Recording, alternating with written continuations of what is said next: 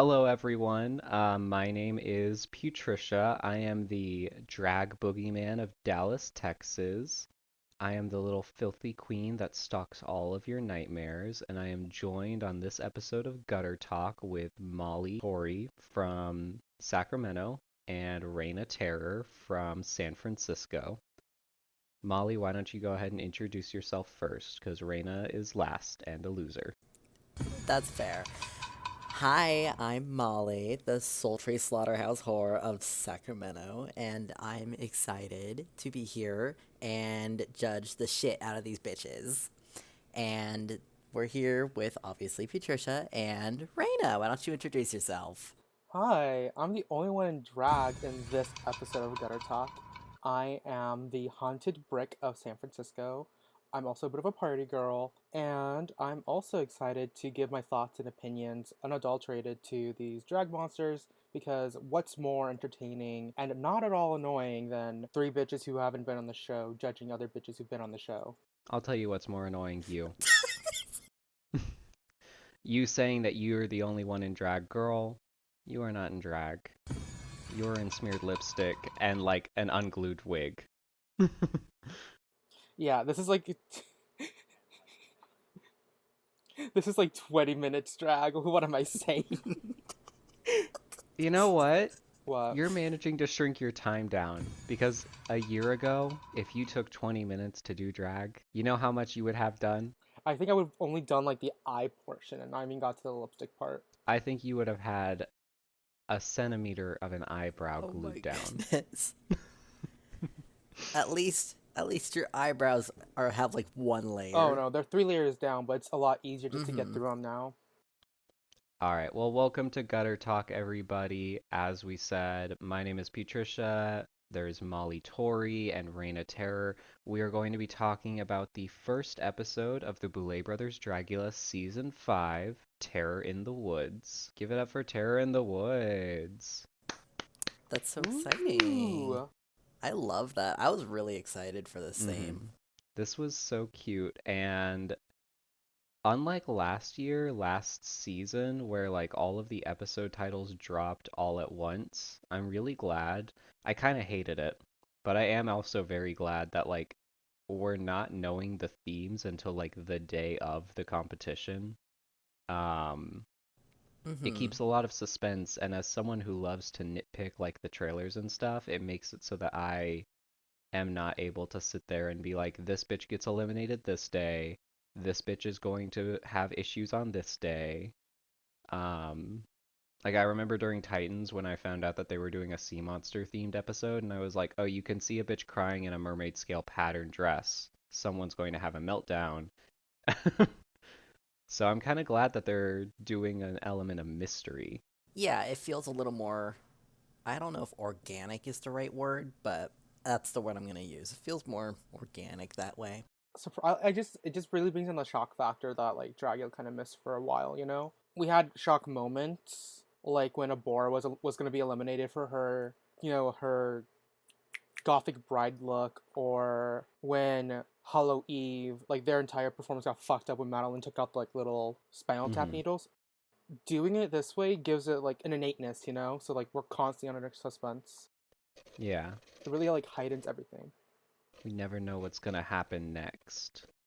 All right. Well, for everyone at home, we didn't really like plan an intro going into this. So I figure there's probably no better place to start than the very beginning.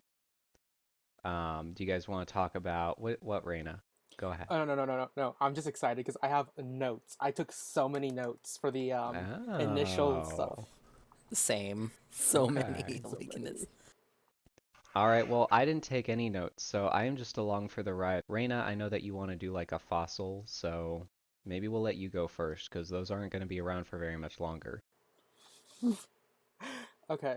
So, I was fairly intoxicated watching this episode and I got back from like the worst Halloween shift. I really just went go with the flow with this one. So for my notes, when New Huru came out to the scene, all I wrote down was cute Oh smirk wait. face Cute. because yeah, when I saw her I was like, "Oh, okay. bra and panty. Go ahead. I loved I her. didn't I even. loved her boots when she came out. Sorry, sorry. I didn't even notice her boots though, cause like she was. That we're talking about Hmm. her when she first showed up, right? Yeah. Cause she just had this really flowy skirt. I liked the Mm. flowy skirt, but I just didn't see the Well, some boots. of us pay attention. Some of us pay attention to details, and some of us lose our shoes when we're performing. Okay, well, to be in my defense, um, the camera work in the intro portion of it really did not do a very good job of showing their looks at all. It was just doing like really rapid shots, like it was like a filming like a horror scene or something, which I get. It's like, oh no, it's scary. I just got dropped out of the mystery van and now I'm in the middle of the woods. But I mean, I would have at least liked to see. I had to constantly pause and like go back in order to really take a look at their intros, and even then I didn't get very many notes. I don't have very many notes on any of their Really intros. doesn't help that they're in like pitch blackness essentially, and you can only really get like more details when they're in front of the fireplace. And when I went back to edit some of the notes once I saw the fireplace to get like a more conclusive thing, I still kept it at cute, but less smirky Mm-hmm. because all the little details came out and it really cemented like Nihiru's like fashion forward moment. Like it, like functionally, it works really well. I do appreciate that, but still, bra and Mm-hmm. panty realm of outfits, and that's cute. Yeah.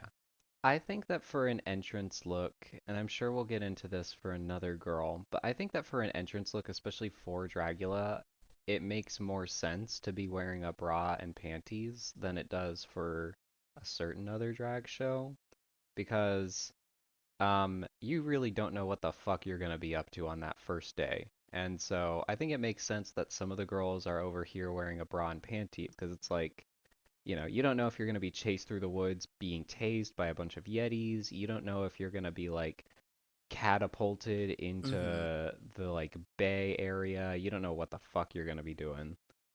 Um, I will say I did love Nyahuru, like her personality coming through a little bit in this opening when she was like, "Where am I?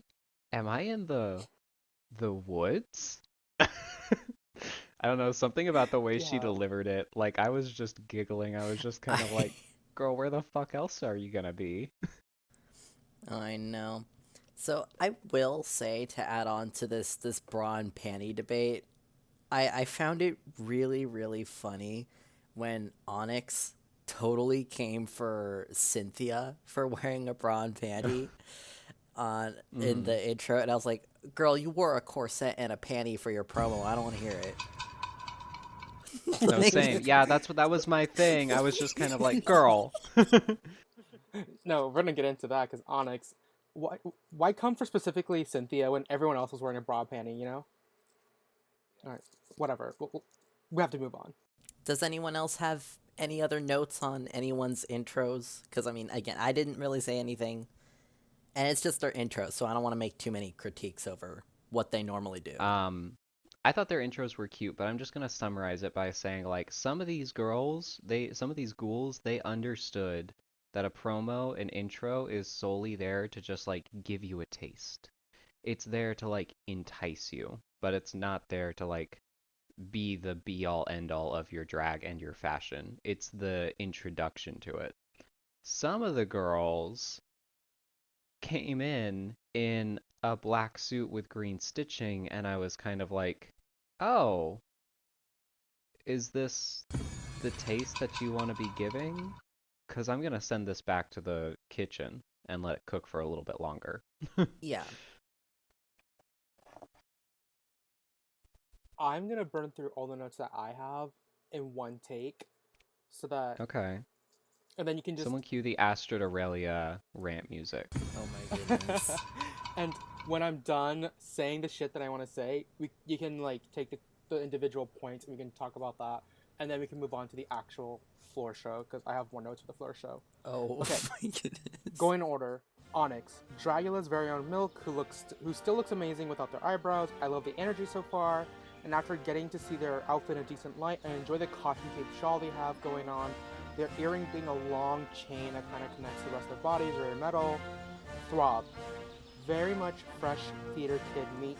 Was great all throughout high school, but now is in college acting where it counts towards rent payments. Self-hype seems to be coming from a greenhorn disposition more than someone who's genuinely confident. I love their confessional look and their look they came in. Super cool, I guess. Anna, bag of chips if she wasn't competing on botched. Posh because accent, seems sweet. I'm tired of the neon green black color scheme, but I do enjoy the ratio of the colors with this look. The ergo feather like looking thing in her hat was such a nice touch. I'm tired of the color scheme, but the way she used the colors was great, I guess. Pretty nice balance. This Grand Dame look is my favorite so far. I think I will regret this later, but for now I will call her mommy. And then JK, I just wrote down, I love JK sexually, romantically, spiritually, financially, and medically. I love how they were already flapping their gums for car. Law of personality. Then for Cynthia, I said, I aspire to be Cynthia Doll out of drag. I love the confessional look, the piercings, the cute sweater. The material looks very high fashion burlap. Trad goth inspired tease hair, perfect. The outfit they came in, not so much. I don't think that shade of red they chose for the overall wig really fit with the overall look. Maybe if the jewelry was gold or rosy pink, then that would have really worked to create something a bit more cohesive. I will say that big pop of red really grabs my eye and transfixed it on her face, so if that's what she was going for, then she did a good job in it, but it just wasn't like cohesive overall. Blackberry, why? Why? Why? Stop with the black and green. I do not want to see any more goddamn neon green and black color schemes on this runway anymore. With that being said, the mug was stamped here. The outfit was gorgeous in the dark. The garment is fashion in the silhouette. I want her to hold me at night, so I might get some tasty mitosis, which I did regret saying later on the actual floor show. Jarvis, if I were a woman, I want to take you on a dinner date and listen to you talk for hours romantically while I twirl my hair around my finger. The outfit, I love the color and the darkness as well. It really does work well with the lighting and makeup to really emphasize the overall Spectre character. I see it and boom, immediately a Ghostbuster or Danny Phantom ghost. I love a good puff sleeve and a tiny ruffle at the wrist. I'm slut for it. It makes me artistically horny. Satana looks a lot better here in her initial outfit than her promo look. I love the mismatched fabrics. The colors she chose for the eye makeup is gorgeous. Her earrings are fabulous, all works well with her skin tone. I do have to say, I wish it was pushed a bit more in the shoe compartment. Maybe mismatched shoes. I love her necklace and confessionals, and I love her sound bites. And Fantasia, my god, I thought she was wearing an exaggerated breastplate at first, but pop off sis if that's what you want. Love that for her, and I hope she finds a way to support all that vivacious boobs so it's not just hanging. I love her hair, her outfit's great, her confessional look is very much toxic auntie-core, positive. She'd tell it as it is, won't treat you like a child, and won't take shit from anyone. The type you go to for sincere life advice, that's the vibe of her confessional look. I didn't have to say anything for the intro look, it just spoke for itself, it's really good. Orchgatic. Is he high, chronically dry-eyed, or is he a contact-wearing Latino drink? I love the gold pieces near his eyes and his hair color. Overall, confessional look is great and really shows me this bitch knows her color theory. We shall see if that translates to her outfit. Then we get to the outfit. This outfit doesn't really speak much to me. It reminds me too much of a prickly pear cactus fruit. I got hungry. I wanted to peel her head and devour the delicious flesh with a hit of lemon and salt. And girl, you're giving me dentist's worst nightmare with how yellow those teeth are. I think Orgothic could have really reeled back the yellow and used a different paint coloring for their teeth. Yeah, that's it. Okay, so really quick, Orc's entrance look was actually an homage to Eraserhead. Orc was dressed up as the baby from Eraserhead. That was the bit. Um, I feel like a lot of the entrance looks did a really good job of like telling you who they were and their style of drag. I think Anna had a really good look that sort of summarized her style of drag. It was very like you said, it was a grande dame kind of thing where you could tell she was a bit more like seasoned and a bit more theatrical than like Nyahuru, who was more fashion focused. Yeah, my biggest thing like overall was just getting to meet everyone, getting to know all their personalities. The ones that immediately stood out to me as far as like favorites were Orc. I loved the look. I loved Orc just being a kooky little weirdo. Jarvis, I am a Jarvis stan. I can't wait for the day that Jarvis eventually discovers this podcast and then realizes that I'm the one who sent a really confusing DM to him. Um, and that's going to be fun to have to explain later. But Jarvis, Orc, Anna, I love Anna. Um, I would say out of the entrance looks that really surprised me, the biggest one was Neo, because I wasn't really feeling her the most during the promos. But then when she came in the entrance look and I got to like see it more, like I got to see her makeup and stuff more, I was like, oh, I get what you're giving now. And I get it more throughout the episode. Like I get you and what you're giving. Mm-hmm. So before I go off like my notes of like what their entrance looks are, I mean, I have them in front of me so I can see them. Reina, what what is your thing against green and black? Please tell us. Anyone who wants to be like quote unquote alternative does green and black. Like remember Detox for her stupid like grunge look? I just I'm tired of seeing Just say it. you hate Billie Eilish. Just say you hate Billie Eilish. I think it's a good color combo. I think you're just tired because the Titans promo was green and black It's very clearly focused. much like a me thing. It's not like a general thing, but just like a normie version of being alternative is green and black. Ah, neon green and black. Ah, like especially when you look at like other seasons of other shows like Detox doing her green and black like grunge look for the Candy Runway back at her season. I'm just tired of it. Let's do something else. Let's move on to like a different color scheme. There's other neon colors that actually look amazing with black as well and are tried and true, but they just don't get used as much as the neon green and black. Like neon yellow and black, neon pink, neon blue, lavender. There's like literally go beyond just go beyond. Be more creative. Okay, but have you considered that some of us want to look like a Monster Energy can? I would love to look like a Monster Energy can. Yeah, exactly. You know what? I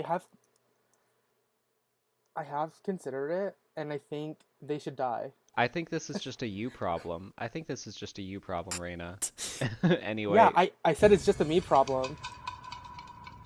Okay, so for Noharu, I really liked the stoning all over the face. I was impressed because I tried to imagine how long that took to do, and then I loved the stoned pasties. The stoned pasties, bitch. That's like chained to get. Oh wait, no, that's a bra. I thought those were pasties at first. We stand a tiny tittied queen. For Onyx's, I really like the Lotta. We stan a Lady Gaga stan. That's what the look is giving. It's giving Lady Gaga telephone. Except, I think I don't know. I thought it was fun. I really liked the caution tape boa. The only thing I didn't really like is that the the corset wasn't corsetting, like it wasn't cinched. but it wasn't really cinched. There wasn't that much figure happening there. And with the having seen the promo where she was showing like a nice figure there, then I look here and I'm like, oh, okay. You know what I mean? Yeah. Yeah. I think Onyx's look could have been a little bit dirtier, honestly. Mm-hmm. I'll get into this later on in like the episode critique, but like Onyx is giving like one of the filth focused contestants this season from everything that I've seen. Um, Mm-hmm. so it's interesting how it seems like Onyx is afraid to get dirty. Like it looks like a lot of her stuff is just very like it's clean, it's pristine, it's Mm-hmm. pressed. It's like none of it has any like grime or dirt to it, like but anyway. I I did like her matching the wig to her outfit though. hmm She was like it was her and Anna and I think a couple of other people that actually did that, which I thought was really fun. Um when she first stepped out of the vehicle, I was like, "Bitch, put in?" And then I was like, "Wait, no." um, I don't have any notes on Throb Zombie because it's for me. It's like kind of I didn't love it, but I didn't hate it either. It's just like, oh, hi Throb Zombie. For Anna, Would you say you have high expectations for kings? not any higher than Queens. Okay. I just want them to. If anything, I just want Kings to live up to the challenges as much as anyone else does. But for Anna, I loved it from the chest up, lost it at the pencil skirt. I thought that looked a little strange. Uh, with JK, I didn't understand the outfit, but I thought it was cute anyway. And I loved the I'm so over it attitude pretty much immediately. Like, not even getting out of the car. They're just like, oh my God. And I was like, yes, me too. Cynthia Doll. I liked the outfit. I thought the outfit was cute, and I thought it was acceptable as an intro. I don't know what Onyx is talking about. The only thing I didn't like was the hair. And it's not the color for me. I just don't like wet hair looks because they don't have any volume. I like hair with volume, and with wet hair looks, they would look really flat. I mean, obviously that's the intent, but I don't know. I just don't like flat hair. Um, Not too many notes on Blackberry. I really loved it, obviously. Jarvis, I liked it. Satana, I liked it, but I mean, again, I had kind of the same issue as I did with her promo, where everything was kind of just mismatched, and I was like not sure what direction she was trying to go. I will say it looked more cohesive here than it did in the promo. I liked this one a little better.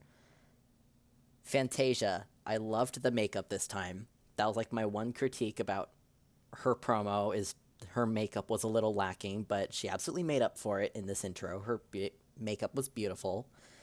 I loved the acting. She was like really theatrical during the introduction. I thought that was so cute. And I love the outfit. I don't normally enjoy like really mohawky hair, kind of like what she wore, but I thought it looked great on her. She made it work. Orgotic.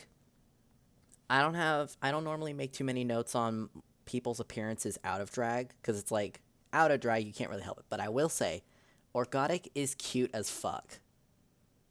Other than the teeth, which I looked at the teeth and I was like, oh my god, he makes my teeth look white as shit. But I think he's really cute. But in drag, I didn't really understand. I know you said it was like baby from I forget, but Look up baby from Eraserhead. oh, Eraserhead. Okay. The biggest thing I loved the face effects. The biggest thing for me about the outfit that I didn't really like is that it was too clean. I would have liked to have it like have staining on the outfit or something. Kind of really translate the I don't know. I just felt like the outfit was too clean. It was so white that it was distracting me, basically. But I Okay. thought it was cute. That's all I have All on everyone's right. looks.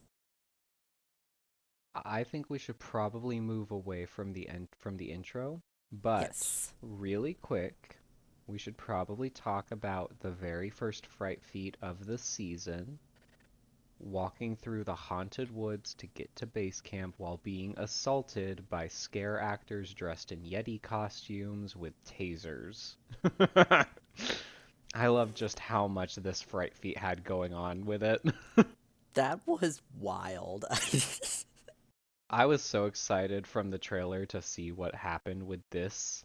Um, God. Go ahead, Rena. No, no, I'm just. Let me collect my thoughts because I just had flashbacks to the actual sequences, and this is one of the like fright feats I think really is like quintessential Dragula. Like this, if you were to show someone a scene of Dragula so they understand what it's about, you show them this scene of people being essentially being tortured while they're trying to find their way back to the base camp. It made me really consider like the Boulets are not playing around this season. So here's my question for you two. Hmm. So, let's say you got cast on season 5. What would your entrance look be based on your own abilities? Based on based on your own abilities, what would your entrance look be? And do you think you would be able to survive this fright feat? Do you want to go first, Molly? Sure. So I would absolutely wear something very similar to what Cynthia wore. If it's like you mentioned going in with like no expectations, you don't know what you're doing. I absolutely would wear something that I can really move around in. And coincidentally, my drag style just so happens to be bra and panties, so that would work great for me. Would I survive the fright feat? Absolutely. Not without pissing myself and probably crapping a little too, but I absolutely would survive. I would make it.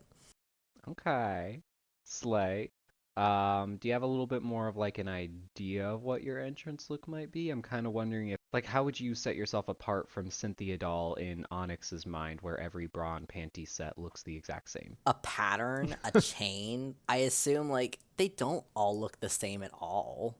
Maybe the silhouette would look the same because I mean the idea of a bra and panty is like they just stick to your body. They don't add any figure, but if you added like an extra shoulder pad or Okay. like some puffy ruched gloves or some ruched like boots, that kind of thing, which I was gonna that's kind of my idea. Just like add some figure elsewhere to add onto it rather than just adding onto only the bra and panty. Just add more to the whole thing. And then it's not Okay. just a bra and panty. Then it would be like a full look, at least for me. Slay. Reina, what would you wear, and do you think you would survive? Okay, so what I would wear.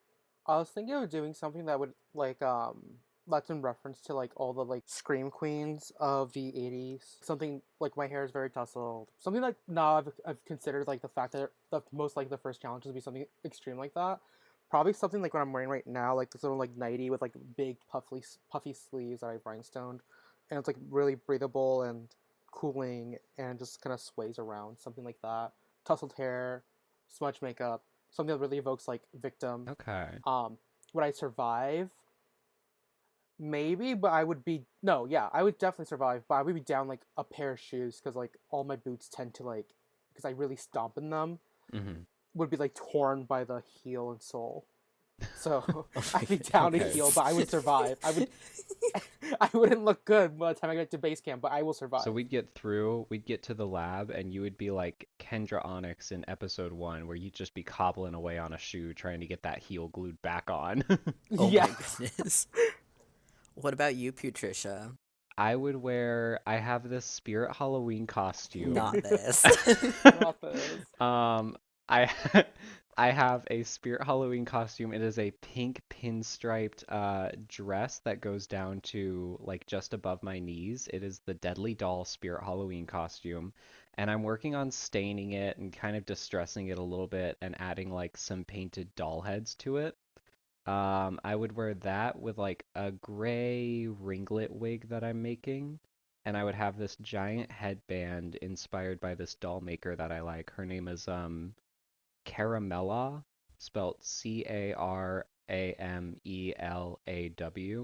She makes these like pom-pom based headbands that just like look like they're exploding with like eyeballs and food and heads and things, so I would wear that. As for surviving, I feel like I would survive. My family, this is a little bit of Patricia lore, so my family creates a haunted house every year for Halloween. Um, so I'm kind of used to like going through haunted house experiences, and I'm used to other things that are similar to tasing. So I feel like it could be a situation where after the very first tase, anytime anyone came up to me to tase me, I would like just sort of like turn my head, and I feel like I would just be a very creepy doll, just kind of being like, "Oh, hi, can I help you?" Uh, Um, would I be Jeez. able to make it to base camp? Hopefully. I feel like I could potentially pull a Louisiana Purchase where I just completely get lost and just like go the other way. So it would be very funny if I don't survive the very first fright feat, but only because I got turned around when one of the Yetis was tasing me, and I just go all the way back to where I got dropped off, and then I'm like, where is everybody? I'm not sure how their reactions were to just run away. Girl, if I was being tased by a giant Yeti, I would have fucking turned around and started fighting him. You would have I been don't know what JK. I would. So I listened to the podcast. I listened to the Boulet podcast, and they're doing post-mortem where they break down the making of the episodes. They did reveal that there were only two routes that you could take to get to base camp, and basically every person had to go through the same entrance area, and then after that, it was on them to determine which route they went on. Um, Okay. but like JK, you couldn't see it, but JK bashed their leg into a tree apparently, and that was where they got their leg wound, was from just like jumping away from the tasers and then jumping into a tree and just like slamming their leg into it. Yeah. All right, well, you guys want to go ahead and get into the episode itself? Yeah. I'm so ready. So we get through the episode, we get through the fright feat, and the Boulets announced, "Congrats! You all made it. You all passed your first fright feat. You are officially on the cast for season 5 of Dragula. And you get to win a gift box from Black Moon Cosmetics. They're also given their very first challenge, which is Terror in the Woods. The general theme is create a look inspired by your own interpretation of the phrase Terror in the Woods, but the look has to represent your specific drag style. So let's go ahead and let's get into it. Let's get into this laboratory. What do we think of the budget this season? I want to say Mm-hmm. the budget has really fucking increased. The fact that like the Boulets are able to like afford the Black Moon Cosmetics bundle for so everyone has like a even playing field. I'm living for that. I'm actually pretty excited for that. It's just because like Black Moon Cosmetics is like a really good company when it comes to like the pigmentation of their glitter shit and like their lipsticks. It's just wonderful. And like the boudoir looks like really upgraded. It doesn't look too different from last season's, but like it looks a bit more like fresh from the package, like freshly constructed. It definitely it definitely looks like there's more space too. It feels like there's a whole lot more space, whereas like I feel like with season 4 everyone was kind of pressed together, especially in the beginning, which is kind of how the whole show has been. Everyone is pressed together. I do appreciate how it like with the lab, it seems like everyone has space to like work on their own individual things. You know, Mm-hmm. no one is kind of like reaching over each other. Yeah. I don't want to repeat everyone else's points because I felt the same thing, but I noticed this color scheme and the kind of the general theming of the boudoir and the laboratory, and I was like, "Hello, Monster High." It's very Monster High. Part of me was kind of thinking, you know what it reminds me of? It reminds me of Victoria Black. Because during Titans, her promo look was Frankenstein themed. Oh, And then her finale performance was her building a monster body for that's herself. So that's just iconic. a cute little way that I kind of worked into it was Titans was the end of the first era of Dragula. The start of the new era is an homage to the first Titan Okay. with the laboratory. That would make sense. You know how much the Boulet brothers love a good storyline, with how much they're constructing every single episode with a theatrical intro and everything. They really go all Hmm. out. So, are we ready to get this hummus for our fungus, Hmm. or Yes, Yes, absolutely. let's get this hummus. Did she really just say that? Did she just say I hummus? like the did. dip? God, can I say this really fast? No. Oh my goodness. She's like our pheromone, and I love it. All right, let's continue. Let's continue. I kind of love just how snappy she is. Like she is just every single time someone has something to say, she's just kind of like, "Mm-hmm, what about it?" I know. Okay. So, let's talk about they're in the lab, they're making their looks. What looks just like right off the bat from when they were describing them stood out to you? Like just from when we were walking around in the lab, we got to see them working on the looks. Which ones like stood out to you? Which ones caught your eye? Which ones made you go, "Oh, really? I wish I had that much confidence." Well, first of all, I was disappointed that they didn't showcase everyone dissecting their idea and stuff like that. They only showed like 3 or 4 people, really. And Hmm. then like I will get into like Fantasia's look later, but I really wanted to know kind of like what she was going for with that look because I really liked that. And we never got to find that out because they never got to her. And they never got to Jarvis because I really wanted to know why Jarvis thought that would work. Well, they did get to Jarvis though. Jarvis had a tiny segment where Jarvis explained that like he wanted his look to be a political statement, and so his look was supposed to be about puritanical beliefs running through America. That was Throb. No, that was No, that was Jarvis. Oh, it Jarvis. was? Because I Not know, you. well, I know Throb also had like a political, Yeah, so they both did. Yeah. They both They have both political had looks, yeah, but because they're political. both Jarvis is the one that got kings. to explain it. Throb didn't. Two people can be into politics.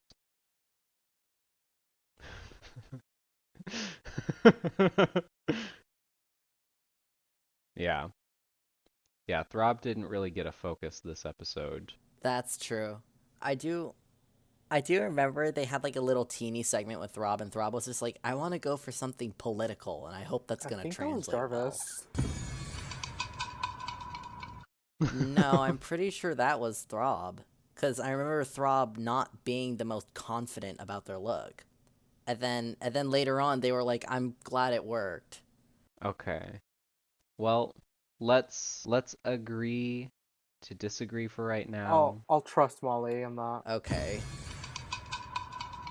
We can rewatch it later. Most likely what it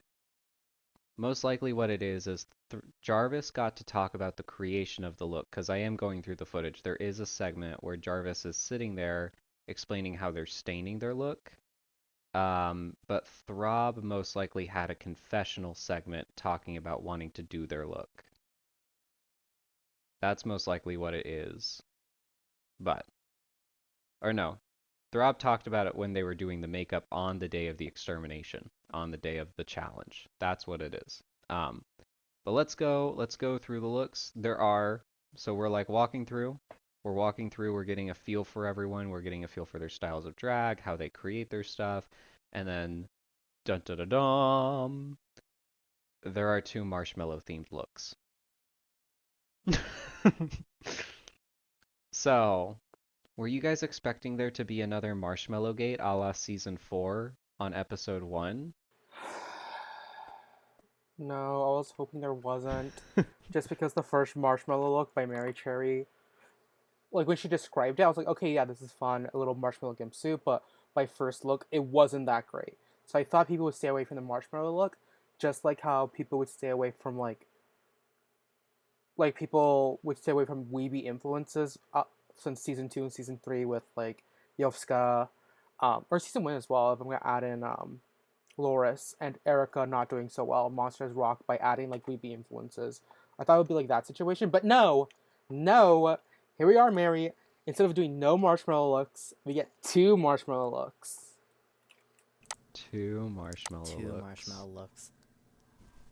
I'm surprised. Roasting by a I'm campfire. just surprised that 2 people thought of like marshmallows for Terror in the Woods because that totally did not come to mind for me at all. I totally thought of like swamp monsters or shit like that. Swamp in the woods. Woods can be. Okay, Get your biomes right. okay, Faye, calm down. Anyway, so when they were describing their marshmallow looks, I'm not gonna lie, I was kind of leaning more towards blackberries. Um, I liked Blackberry's description more, but when they get out onto the floor show and they perform, I'm kind of sitting there and I'm watching Blackberry on the floor show and I'm thinking, this isn't a marshmallow look. This is a look with marshmallows. This is actually, when I think about it, a pretty good Terror in the Woods look without even having to reference like having plants everywhere. However, this isn't a marshmallow look. Why are you hung up on the fact that JK is doing a marshmallow look? When we see JK's look is a marshmallow look. There's marshmallows everywhere. There's a clear reference to marshmallows. Whereas like Blackberry is really just someone who got stabbed with marshmallows. You could take the marshmallows out and replace them with anything, you know? Mm-hmm. I'm gonna save my bit for Blackberry and JK for when we go down the list because there's other things about because I was ultimately like disappointed by Blackberry because like you said when she described it I was like okay this is gonna be fun, this will be really good, and it'll be like an actual like drama filled situation where they both have two distinct looks that actually utilizes like the main component of marshmallows. But when it came down to it, I'm like oh okay, nice, I guess. Not a marshmallow look, but like fine. Okay, well, really quick, I will say, just going through the lab and everything, I was very excited for Jarvis's look. Um, I'm a Jarvis stan. Hello, Jarvis, if you're out there listening, I love you. I can't wait to support you in all of your endeavors. And when you described your look, I was very excited to see it. I especially loved the idea of just a resurrected, like Paranorman style Puritan, like running through the town. And that's it. That's all I wanted to say. So are we gonna get started down the list? Yes. Okay, because for Jarvis, if we're going first, Jarvis. So I like the concept overall, and I'm not. But the thing is, I didn't really. The message didn't really come across too well. Like first glance, if they didn't if he didn't explain to me or to the audience like what the look was really about, I would have been like, oh, is this like Amish country? Is this like a reference to the Children of the Corn? I wasn't like really into it as much as I thought it would be. Like I don't know, it was just like the political statement they were making really didn't come across as effectively as I would have hoped. Um, Also, the house very plasticky to the point where it kind of took me out of it. Like this, because like the rest of their staining technique and stuff for like the rest of the garment was amazing, well done. But there's like some elements of the outfit were just too pristine and clean that I'm like, it really like pulled focus from it overall. Um, then I do think like some portions of the suit, like the ruffles and stuff, were still a little too pristine to match like the actual suit itself. So maybe like found a way to just dress the ruffles without damaging it too much. Like find like a seam ripper and just making little tears and then following the tears and just kind of paper like tissue paper it, or at least find a way to counteract the plasticness of the hat, so that it's not as like bought from Spirit Halloween type thing. Yeah. I really loved I really loved Jarvis's look. Like I said, my biggest complaints are um on the floor show, the actual performance. I think a lot of the ghouls were trying to get used to having so much space to perform. You know, anytime you're in a new venue, the Boulets did say that they did like a day before the floor show performance, they like just took a day to walk everyone through the floor show, the stage, and sort of be like, this is where the cameras will be, this is where the judges will be, you're going to get a close up here, this is where the turntable is for you to stand on. But I do think that like their performance itself was a little bit lacking just in terms of like an actual performance. I think they committed to the mannerisms of the character. I just think that it was lacking a little bit. I do love the look. I think the look is really good. My only issue with the look itself is that, like Reina, like you said, the hat looks a little bit fake. And then also, which doesn't really match for how like realistic the rest of the outfit looks. And then also, it doesn't really give woods. Like there's no reference to like nature or the woods or anything. It's just a resurrected Puritan. For me, my critiques about it are the same as yours. It's just the pilgrim could be anywhere. There's nothing that really specifically says to me that he's like in the woods, and then This is just me being nitpicky at this point. The Murky Creek High School class of 73 shirt really threw me out of it. It's just me being nitpicky because it could very well be that he was resurrected in the current day and then killed someone in the current day. But it would have kept me in the fantasy more if there was like another 1700s Yeah. era shirt that was like on the pitchfork or something like that, like something older, something that's like draped in vines or moss or more forest that would kind of be like, okay, so he killed someone that was in the woods. I personally didn't have an issue with how clean the hat was. Part of why it might have looked so clean is just the runway lighting and stuff like that. Because if you pull up like the actual photograph they got for the look, the hat looks a lot dirtier and less pristine. But that's just me. I think it's not necessarily that it looks clean. It just looks like it looks very foamy. Mm-hmm. And I've followed Jarvis for a while. I know that they make their hats out of foam. Okay. Um, Really quick though, I do want to highlight Jarvis has like some of the most detail-oriented like makeup application on this cast. Like that mug that they had on was insane. For sure. When the red hits their face in a very particular way, their like the dark blue contour looks even more hollowed out. Amazing. It's really detail oriented, and I am excited to see what Jarvis does for like other things. It's just this particular look wasn't as up to par as to what like he has shown previously. Shut up, bitch! Shut the fuck up! Yeah. So who do we want to talk about next? Reina, you said we're going down the line. Who do you have next in your notes? Um, Next is gonna be another controversial one, Fantasia. This one is going to be very controversial. I can feel it in my bones. Okay, I wrote down yet another tribal outfit, but this one is too costumey for my taste, mostly because of the Spirit Halloween staff and Fantasia rolled up in. I love the makeup. I didn't like the headpiece. The front of it where the bone was, like that little like skull, so stark white. Like it was just like not aged enough to actually work. The material she used for the dress, because of the way like how it flowed and moves the body, it was a good choice. But for me, in my opinion, gave off more like swamp or bayou, or like things you would find in marshlands. Or, you know the bundles of like wet grass in cartoons that whenever they go to like a swamp with like a alligator infested swamp or whatever, like that's what it gives me. It's not like woodsy. It doesn't give me terror in the woods. It gives me more terror in the swamp. And like the particular feathers she used, they weren't enough for me to consider them to be part of like a terror in the woods situation. They look more just generic witch doctor, shaman, owl feathers, fine like raptor feathers. That would have made me reconsider the context of the. Because if you just told me like, oh, this is Fantasia's look, and you told me like, oh, that's a swamp witch, yet another swamp witch. College Geeks Monsoon, Fantasia's here to make you all swoon. It doesn't really. And also, I'm tired of seeing like type of African tribal witch doctor. It's starting to get a little stale. It was a safe for me, but it just wasn't as good as I thought it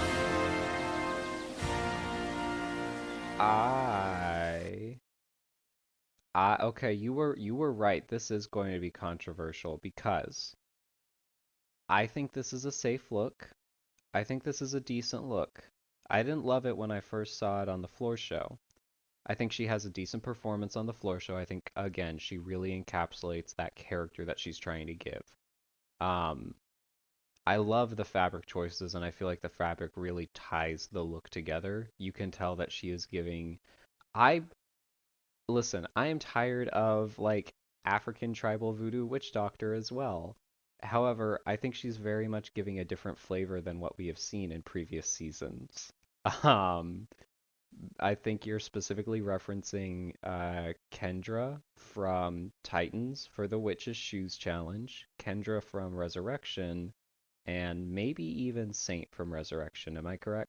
Yeah, but also like in general, I'm also tired of Swamp Witch because we also have Priscilla Chambers doing Swamp Witch for Resurrection. And we also had Frankie Doom doing yet another Swamp Witch. Like, Swamp Witch is tired. I think that there could have been a little bit more to tie it to like a foresty or at least like a more nature focused vibe. Here's my thing. I think when they said terror in the woods, I don't think that they meant necessarily like you have to be in a forest. I think they meant like nature horror. something along that lines. I think they meant something more like a nature-focused horror rather than necessarily like you have to be in the woods, because then we have to think about geographically, not everywhere has what everyone thinks of as the woods, you know? Um, I think that like Fantasia's look is actually pretty good. I think it's safe. I love the headpiece, and I think the headpiece actually looks really fun. It's a little bit cartoony with the eyes. If you look closely on the photos that they've posted, the eyes of the headpiece are actually tiny skeletons, like tiny skulls, which I think is cute. I think it's a safe look. I think it's a decent first look. It's not bad. It's not great. I also just want to say I feel like she's giving very much like voodoo witch, whereas other contestants have given swamp witch or African witch doctor. I think she's very like voodoo focused, not necessarily like African witch doctor. I feel like there is a difference. I will say, because no one else has mentioned it, I love her hair with this look. Yeah, her hair is so big, voluminous, luscious, and yet Mm-hmm. brittle. Like, my hair is always brittle, but not like voluminous and voluptuous and just like I want to run my hair through it. It looks brittle as in like, damn, maybe hydrate. But her wiggery, I I love it. liked the dress material. Um, I liked that she didn't put on a shoe for this. I think it actually. I think no, seriously. I think like when you associate with like trying to put on like a runway, your first instinct would be like, "Oh, I've got to put on a good shoe for it." But she really went in there with the fantasy and with the look, and she was like, "No, I'm not going to put on a shoe. I'm going to be accurate." And I think that was great. Yeah. And I think it's a cute touch that she had painted toenails and painted nails. Oh, that is cute. I know. I do think that She's like I do I'm sorry. go ahead. She's a voodoo witch or an African witch or whatever kind of witch, but she's got a sense of fashion. She got She's a fashionable style. witch, and I love it. She got style. Um, Absolutely. I think what you're talking about with like putting on a shoe versus putting on a fantasy is the challenge that this updated stage actually presents for a lot of the monsters. You have so much space and you're so used to other shows only being a runway that this having this kind of stage, your first instinct is going to be, well, I have to just walk a runway. But as we know, the Boulets never want just a runway. They want a character. Um, just adding on to that, adding on to your thought. Yeah. I think the only thing I didn't, because I actually really liked this look. I think she should have been more than just safe. Personally, I don't. I don't think she should have won like over Nyohuru. We'll get to Nyohuru, but I think the only real critiques I have is the skulls in the skull. It was a little much for me, but that's it. It's just the skulls in the eye sockets of the skull. I feel like the skulls in the eye sockets of the skull should have also had cigars with smoke trailing off that form into little skulls. Um, like that's the one touch that I would have added to that look, is I would have been like, you need to give them little like fat cigars with cartoon smoke. All right, well, who's next? Who's next, Reina? Okay, so next is Orchgotit. So I didn't want to bring it up for the initial intro look because it was an issue I had with his looks in this runway. It's just too clean. Like the trench coat was too clean. Like I love the concept. I love how he turned pool noodle into like like centipede arms or whatever. But it was too pristine that I was like, oh, it's giving more like flasher. Especially with like the length of the trench coat and like the fedora hat. Like it read to me more like flasher with insect arms more than like, oh, a park ranger. Oh, park ranger. I'll get to that later. But park ranger with who's like working with insects. He could have taken some of Jarvis's like staining tips and really grunged up the trench coat a bit more, or maybe add some leaves to it. I do love the makeup. I do love the pool noodle because that is not easy to do. TLDR, to quote Yovska, damn, that must have been some very expensive ass pool noodle. Molly, Oh yeah, all and like the runway was too short too. Like his runway was like extra short, which really kind of didn't help. Molly, I'll let you say your thoughts next. Okay.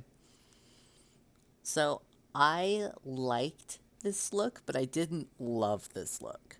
The highlight was definitely the arms, and I thought the arms were really cool. I don't think they should have been metallic though. I think they should have.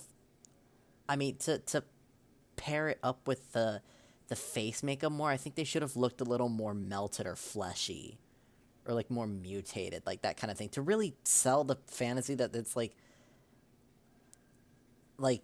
someone who's been mutated into a giant centipede man, right? But it felt a little robotic to me just because of the metal detailing. And then of course the detail with the coat being too clean. That was like my first thought, is that coat's way too clean. There's nothing going on here. And another thing I really hate about this look is the shoe. Oh And my not because God. it's a club kid shoe, but because it doesn't really work with the rest of the outfit. It's just a red shoe. Like, I would have liked if they were like dirtied up work boots, or maybe like have like centipede feet. However, he would make that work. Like, I know he's capable because he clearly put a lot of effort into those arms. I wish that he had translated that a little more into the shoes. I will say I'm impressed that he got away with the club kid shoe on Dragula. He he got away with it, and even was ranked high on that episode, even though he was wearing a club kid shoe. So I'm impressed. The I need to address the Club Kid thing really quick. Because I love the Boulet Brother podcast. Okay. I love the Boulets overall, so I try to pay attention to things that they say. And Drac on the podcast has had to reiterate this literally like every 4 episodes. Drac's issue with the Club Kid boots is not a chunky platform boot. Drac's issue with the Club Kid boots is there is a specific kind of boot, the one that Fermelda wore on episode 1, because literally everyone owns that boot. It's literally that one boot, and it's anytime Drac can see like the tiny Yeah, platform with the and straps. I wanted to talk about the boot really fast because it made me look up the insert like Orgotic's Instagram, and apparently like the look wasn't just like a park ranger, like in an American sense, but like a very political, like a very particular part of like Colombia or like Argentina. I think most likely Colombia because he said he grew up in Colombia, but like there's like a particular like force in the country um, where they actively harm other people if you stumble upon them, whether if you stumble upon like their criminal affairs or anything, and like the park ranger took inspo from like his time um, growing up and his experience with them. So I'm like, okay, that's cool and all, but yeah, no, it just like gave more context to like why the things were pristine and stuff, but like it still also was a detriment because he wasn't selling the fantasy as well. You know what I mean? mm-hmm. May I say my thoughts really quick? Okay, so I really don't want everyone to think that I am just like the kind of person who will like accept whatever anyone is doing as long as they can say 2 sentences about it. I love Orkgotic. I love I really liked this look. I will say about like the cleanliness aspect, there is a web series called like 2H42 or something like that. And Orkgotic's looks remind me very much of that web series. It is like some of the most gruesome body horror, but almost all of the clothing is completely pristine. I think it adds to this like otherworldly vibe of Orc's character where it's like their body is so far mutated but the clothes have been able to be preserved.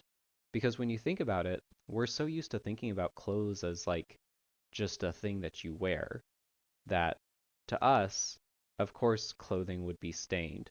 The way I see orcs drag is very similar to Abora's, where it's like they inhabit an unreality kind of.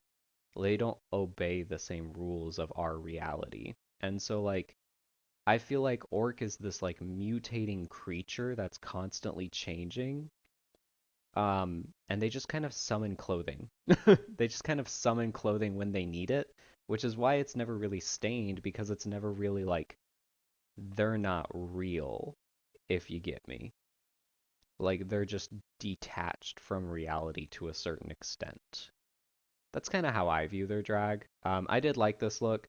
I kind of feel like the length of the coat took away from the sinister vibes of it. I felt like the mask and the arms were really cool, but I feel like if the coat were longer to kind of like scrape along the ground, that would kind of translate better to sort of like the sinister vibe that they had. I do think that they fit the theme. Like Swan said, it's not like the most upfront like version of the theme, but for a lot of people, the biggest fear of nature is bugs. Next on the list is Onyx on Dix. Can I talk first? Yeah, I know you have a lot of things to say. Go ahead. Okay, so like anyone who is in, shout out to our drag server, Reign of Terror. Go ahead and list the whole like name of the server because I can never remember it. So our server currently right now is called the Boulet Brothers Dragula Ghoul School Edition. Okay. So in our server, if you are a member, then you would know that I have a very, very, very, very, very, very strong feeling about Onyx on Dix, and that feeling is not positive. I will say, this look, when they first came out, I looked at it and I said, "Oh, this is cute. I like it." Um, I like the look. I think it's fun. I'm looking at it now. It My very first thought was I was like, this is a very Patricia look. Like there's a little bit of a Victorian feel to it, and it's a little bit like haggard kind of. Um, I love the sleeves. The sleeves are so dramatic and I love them for that. I also love the skirt. I like the colors that are at play and I like the makeup that she used. I like how she kind of aged her face. However, this look doesn't really give woods. This look doesn't really give terror. And this look doesn't really remind me of anything that Onyx has done so far. Um, it's an interesting example of it's so far out of someone's wheelhouse that at this point, I remember when we saw this look in the trailer, and me and Vish were literally just kind of like, is that Anna? And then we were like, no, Anna's the one in the green, like the wedding dress. And then we were like, who is that? Um, and then like I said, there's not really so like she has the reveal to the puppet, which is fun, it's campy. There are a few leaves attached to the back skirt of the piece, but there are so few that I was kind of like looking at it and I was like, this doesn't really like read as terror in the woods. This is just kind of like an old lady with a fucked up shoulder. So yeah, those are my thoughts. Those are the most positive things that I have to say about Onyx on this episode. I didn't really have any notes because I was just so not into what she was wearing. All I wrote down was, damn, I wish she had more wood motifs beyond the brown coloring. But with what she wore, there isn't enough room, so I'll give her a pass for now. I hope she does more. Yeah, when I saw this, I liked the makeup, and that's just about all I liked about it. I did not like this look at all. Again, like it doesn't get like with the intro look and the promo look that Onyx gave. I expected her to give something more like more closer to her wheelhouse, her aesthetic, and she went so far out the gate. Um, it wasn't giving Onyx. It wasn't giving Woods. It wasn't giving terror. I thought it was silly and funny, but that's about it. I wasn't terrified at all by it, and um, I would like to make the controversial statement that I think she should have been up for extermination and not JK. You know what? I kinda agree with that. I think I think I think the reason that JK was in the bottom was because, as they say later on, they were really hoping to just be safe through the first week. We know that the Boulets can tend to take things a little bit close to the heart, especially when it comes to the challenges. And like everyone online says, the moment that you admit that you were just wanting to be safe on the very first week, which is like your introduction week to the contest, you might as well just pack your bags at that point, because that's like saying, I don't really care about making a good first impression. That's a fair that's a fair point. Now, I I do have to ask really quick, do you Yes. guys think that this is a Putricia look? I think this is absolutely a Patricia look. I think you would do way more figure, but you no, no, seriously, you love your shapes, girl. I I do love my You shapes. I love love a your triangle. shapes. I love a parallelogram. I love a trapezoid on occasion. There you go, and you definitely love a rhombus. Listen, No. when you first showed us the look you debuted in, that entire poofy skirt, and then when I saw Anna's look, I'm like, oh god damn, same design and everything. Patricia has it in the bag, I guess. And then I saw the puppet coming out, and I was like, oh my This is god, Patricia should sue Anna for stealing her intellectual property. Girl, this is I mean, Onyx. Onyx, whatever, they both look the same. oh my god. Yeah, no, when the puppet came out, I was like, this is just me. I was like, what the fuck? This is just me. You're being goofy, you're being boofy, you're being spooky, but not really scary. Like, girl. Well, hey, she's priming the audience for what a Patricia runway would look like. When I saw this, And the most yeah, annoying. go ahead, go ahead. Go ahead. Go ahead, When I Molly. first saw this, I was like, "Oh my goodness, it's Patricia as a barista in Starbucks, but post mortem." Not this. One day I'm gonna have to recirculate those photos online, just so everyone can see them. But no, like, what was I going to say? Oh, I can't go bald anymore because the moment that I go bald and get on Dragula, people are gonna be like, Onyx on Dix, you really lost the plot, didn't you? Oh no.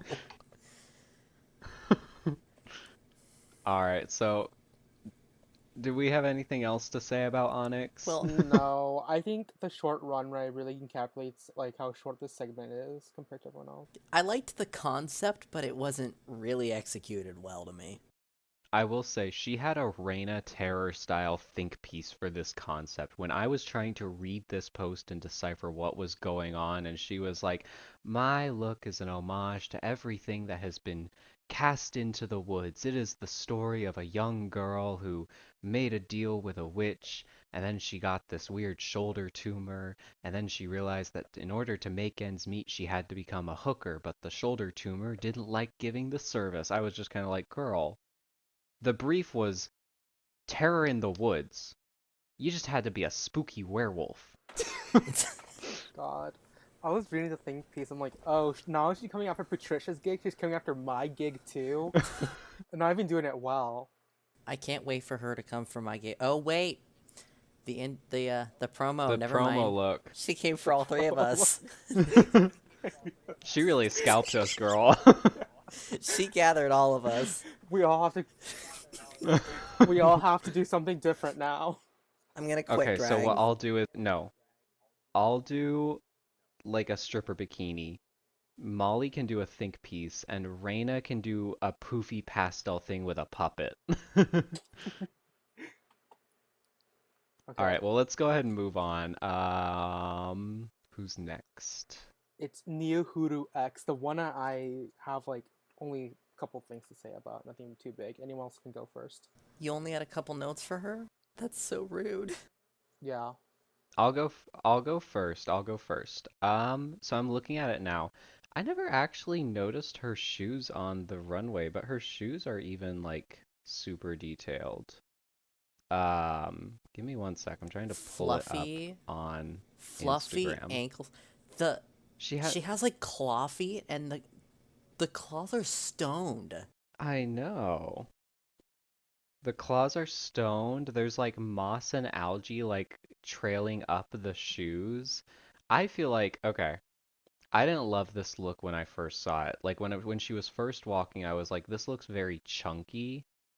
However, the more that it sat with me, the more I go, there's a lot going on here. This is the reason I thought it was chunky, was there was a lot going on, but now that I've had time to digest everything, I do really like it. I feel like it fits the brief of terror in the woods. I appreciate that it is like a kitsune fox monster who like rips the faces off of people. You'll notice along the bus line she has like faces everywhere. I love the colors and like I said, she managed to fit the brief of terror in the woods. She has like moss and algae covering her. I feel like this was a super detailed and beautiful runway actually. I will say, okay, really quick. I hate this mask slash prosthetic that she wore, the white fox face. I hate it so much. It looks so plasticky. Like the rest of the whole thing looks so nice and detailed, especially with the fur, but then she reveals the fox face and I was like, "Oh no, you look like a fucking like Lego figurine." Oh, oh my goodness. Well, yeah, I will say I loved this look. And actually, like the moment she came out, I was like, because I mean, not only because of the direction she went with this is also the moment that she proved me wrong. Because with the promo and the intro look, she did like something pretty similar, like very, very skimpy, very high fashion forward. And I was like, okay, it's cute, but is it Dragula? But now I look at this and it's like that's absolutely Dragula to me. She fit the brief, and as someone who comes from an Asian background, I connected with the kind of kitsune look immediately, because Asian people, Japanese people, Chinese people, uh, we're all very, like, religiously and culturally very connected to nature around us. So the fact she went this far with a cultural look for a nature look, I was stunned. I loved it, and I absolutely think she deserved to win. And the moment that she showed that little parasol, like in the laboratory, I was excited. I was like, this is gonna be good, cause look at that parasol just by itself. So I absolutely loved this look, and this is the moment that made me stand Nehru X. So you did a great job. You deserve to win. I love you. Love it. Oh, I love you too. I had to change real fast because my wig was really making me overheated.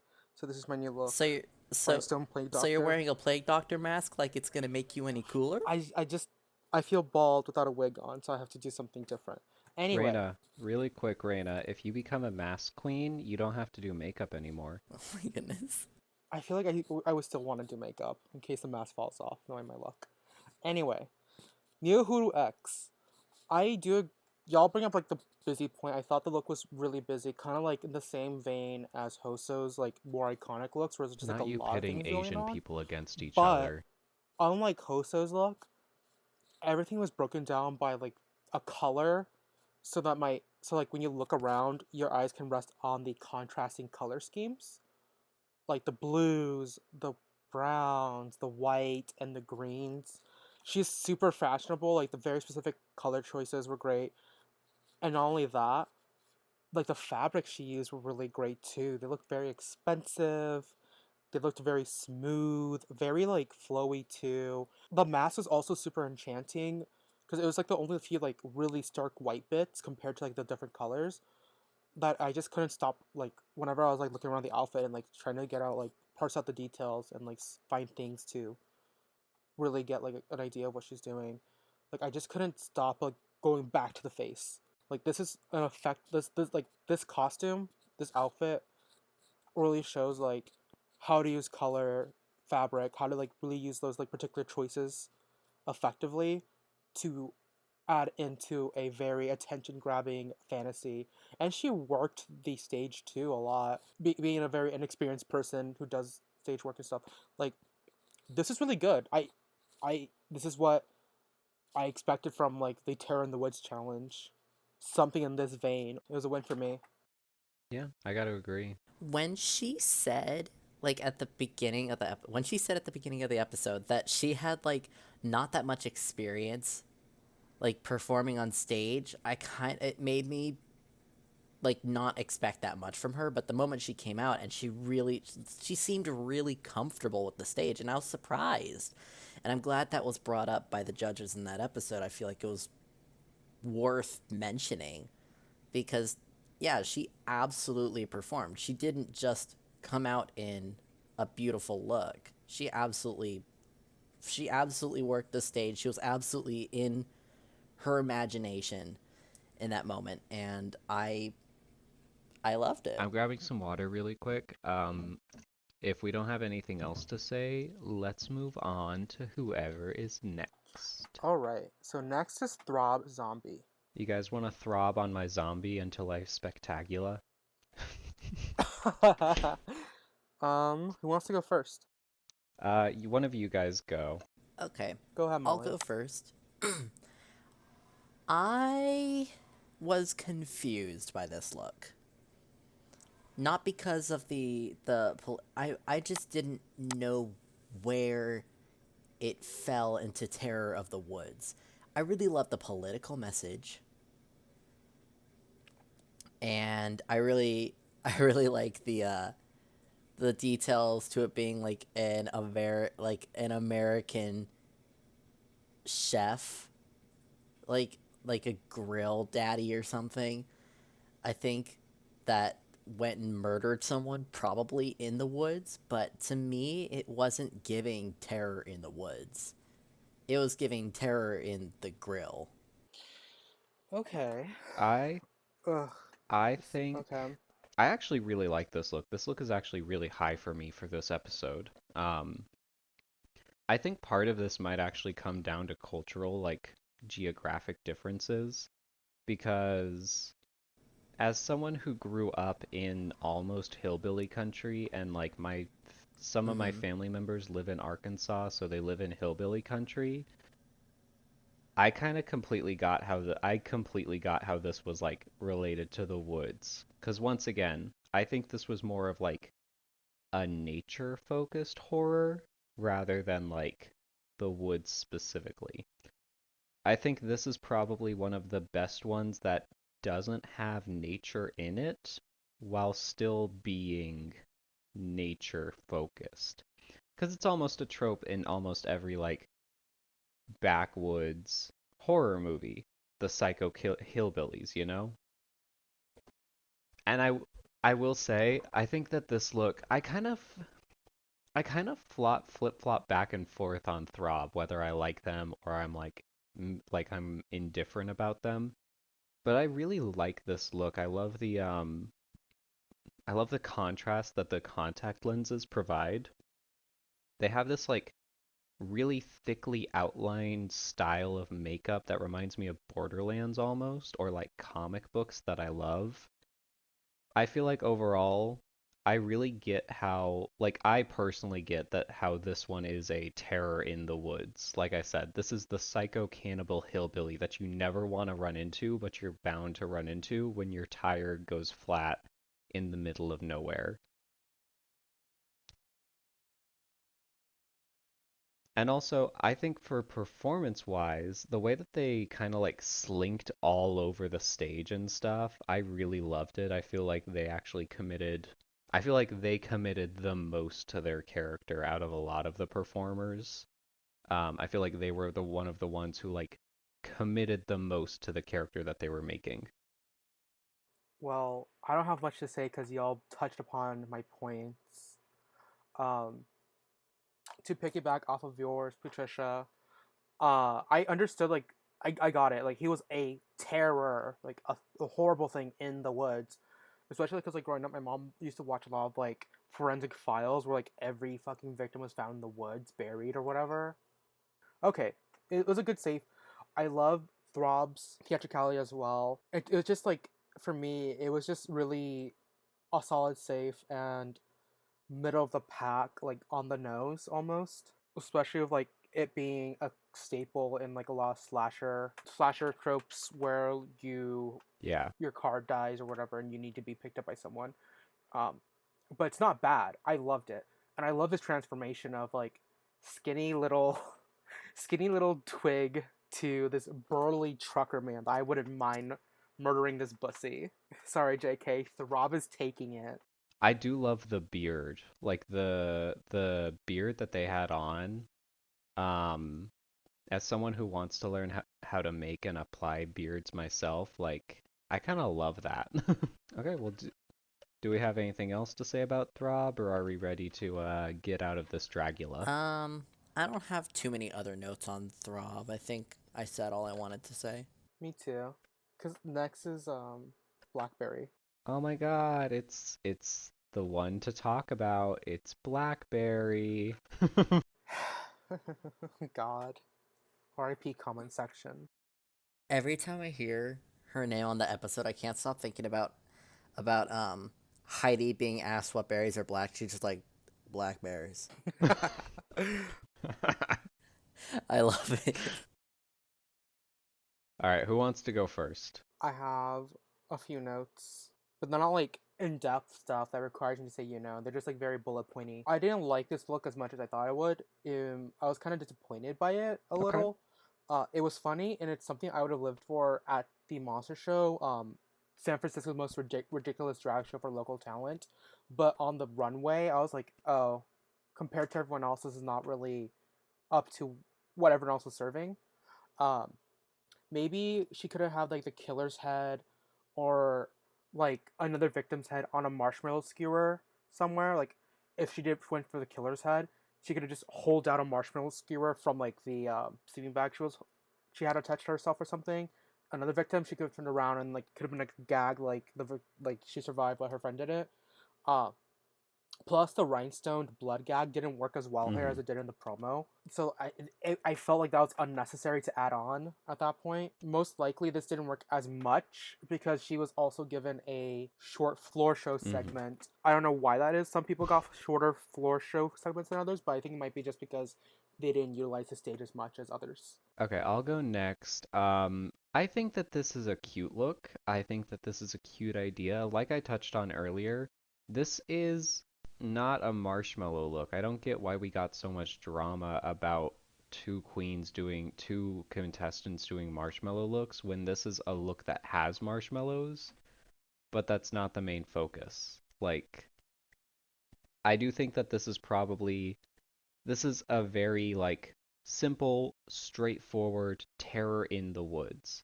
I appreciate that this is like a victim look. I like the idea that she was like the first out in a horror movie and then she managed to survive. Like she was the slutty girl who was about to go down to Pound Town with like the jock character and then she managed to get away. I like that idea. I think a cute gag going along with what you were saying, Reina, about like her turning around and like or showing some way that someone else died and she survived. What if she turned around and it revealed that her friend like she sat on them and so they're like pressed into like they're pressed into the fabric. I feel like that would be very funny. But I think this is a cute look. I think that this is like I think this is a safe look. I think there are a lot of cute concepts behind it. I love the pillow in the back of the wig. Um, but I don't love how high the slit of the dress itself is.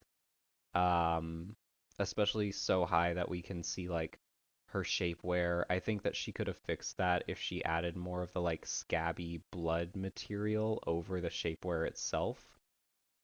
But it was a cute look. I really liked this look.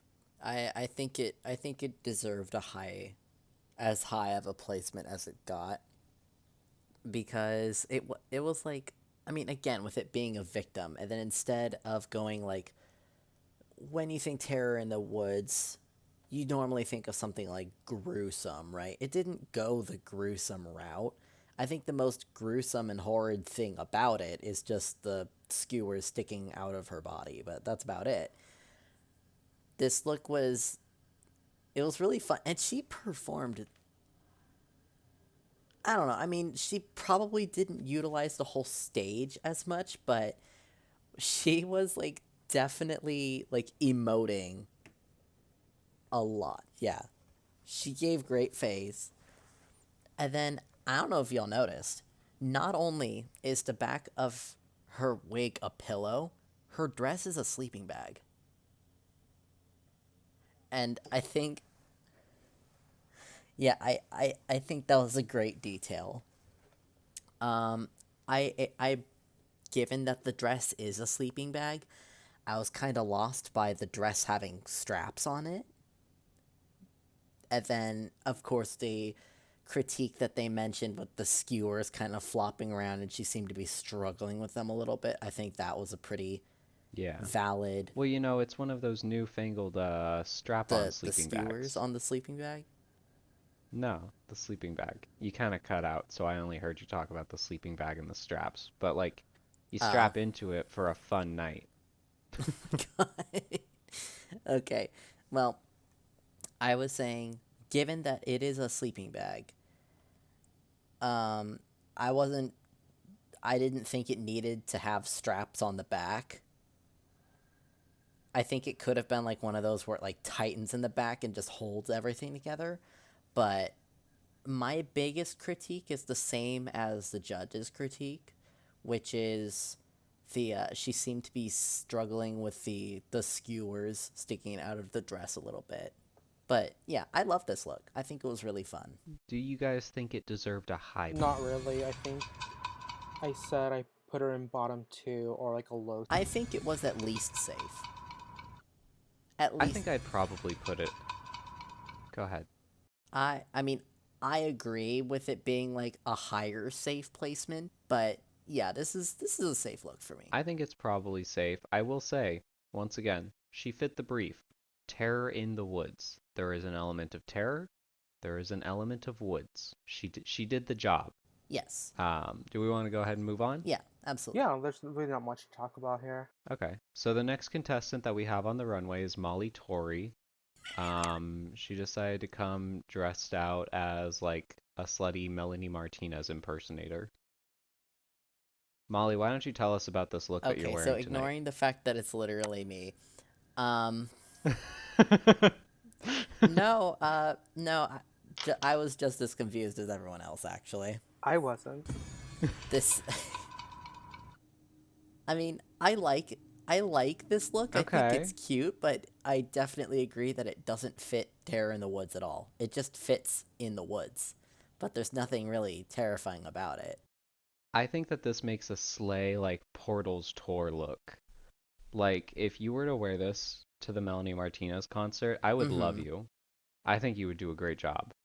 I will admit, this look is giving Danganronpa. The Oh, blood that she's okay. wearing is like bright pink, and I think that's where part of the confusion was for me, was like you see a lot of the details better in the Instagram photos that they posted online. The pink is blood. I thought it was just weird like makeup.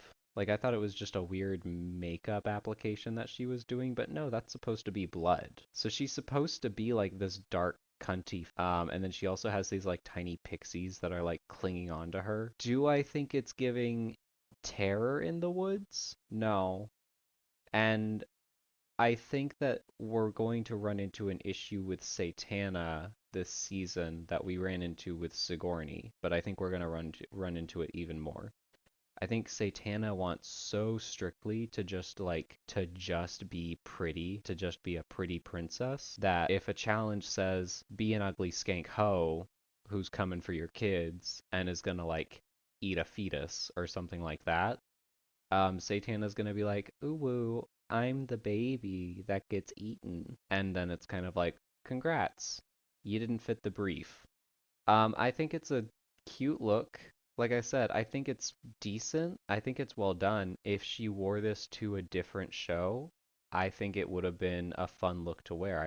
I probably would have enjoyed it. But I just don't think I don't think it really fit the theme. Okay, can I speak my piece now? My truth. Sure. This is my video essay in defense of Satana's Faye look. Okay. Positives first. So, I love this particular shade of green on Satana. It's really cute. It's cute. Um, and I love the character she's embodying. She's giving like old, like actual fairy tale, what actual fake creature, the ones that would like coax you into giving out your name or to try their food, but if you eat it, you end up being stuck in the Fey realm forever, and they eat you. Like that type of fake creature is what she's giving, and I enjoy it. It's beautiful. Her makeup application was beautiful. She was cunty. She was stomping the runway. She's a good model, and I understood what she was trying to do. And I love the little pixie details. But, and it's a big but, she could have done more. She was giving more like the fey creature that gives the baby to the fey queen to eat, more than the fey queen who's gonna eat the baby, if that makes any sense. It's not enough. It's too toned down for what she should have given. Y'all said if she wasn't afraid of getting dirty, Yeah. this would have been like an amazing Terror in the Woods situation where it's point blank period, no question about it, a Terror in the Woods. But what you're giving is not Terror in the Woods. It's more like Disneyfied version of like a Grimm's fairy tale situation. I place her a lot higher than Onyx on Dix's fairy tale look because Satana actually delivered what she wanted to do, but both of them still flopped in a sense. Yeah, they both flopped, but like at least with Satana, like I understand what she's trying to do. I just wish she pushed it more. So she's actually like the fake queen that's gonna chomp on the baby's head, than like the server girl grabbing a baby and then giving it to the fake queen. I just wanted to be more dirty because like I feel like her pristine drag would contrast so well if she got dirty. Like little monkey brain will fire off everything if she got dirty. Yeah, That's it. I get more terror in the woods from this than I do Onyx's For look. me, she walked down, she was like, Venus McFlytrap, you look so cute today. Did you steal my lip again? But, yeah, I was confused because there wasn't any terror really involved in it. I think it was cute and cunty. And I think had she done that, yeah, like, as you said, like on another show or for any other application, it would have Yeah. absolutely served. But for this, it wasn't enough for me, especially with what everyone else gave. Also, like her stomping on the runway like a fashion model, that's a like overall it's a good thing for a different show. But I wish she kind of like did more ethereal Yeah. movements. Like I'm also like not a fan when we ever got like an ethereal walker because so many people do it. But I think in this situation, if she did like slow gestures and like really like airy movements and walk down the runway and really play up like this creature, it would have worked more to her benefit of actually being like a terror in the woods. I don't know. Satana, I like what she does as like outfits, but I don't like how she performs in those outfits. I think it needed like a blood reveal or like she needed to like scoop the intestines out of someone. She needed something that kind of like made her horrifying.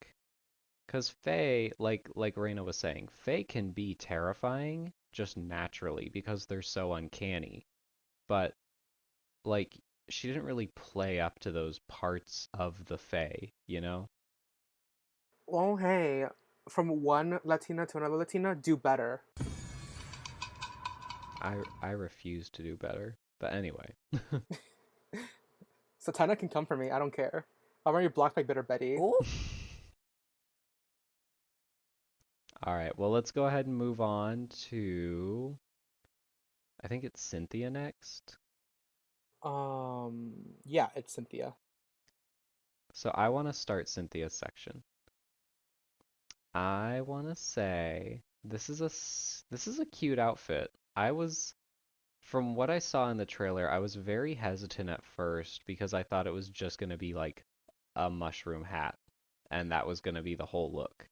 But I really like the black corset skirt that's kind of like over top of it. I love the dripping fingers.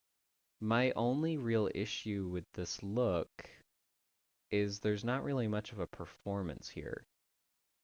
I think that Cynthia is going to be one of the contestants we're going to see struggle with the performing aspect, which is going to be interesting. Where Cynthia especially said this, Cynthia has highlighted every like confessional we've gotten so far that she wears custom couture fashion, which is interesting because it's kind of you would expect Cynthia to be like one of the more performance focused contestants. Um, I think we're gonna maybe see Cynthia kind of struggle to deliver a performance as far as like the actual like floor shows go. I think that's gonna hold her back for a while, and I think we kind of see it in this Mm-hmm. one where it's she's wearing a great look, but she kind of just walks out and models it. Like that's it. Do you want to go, Molly, or should I go? I have like few bullet points for Cynthia, but it's not like big things that need to be over explained like Satana. Okay. I guess I'll go. I did not love this look. I think it was too simple. I think I think it was a fun concept cuz I mean a giant mushroom monster is not the first thing that came to my mind, and I love the reference, but I think it was a little too like I think she focused a little too much on just being a mushroom and not really going in her own element as well for this. And then some of the parts of the outfit, to me, don't really mesh that well with each other. Like, I think the corset dress over the,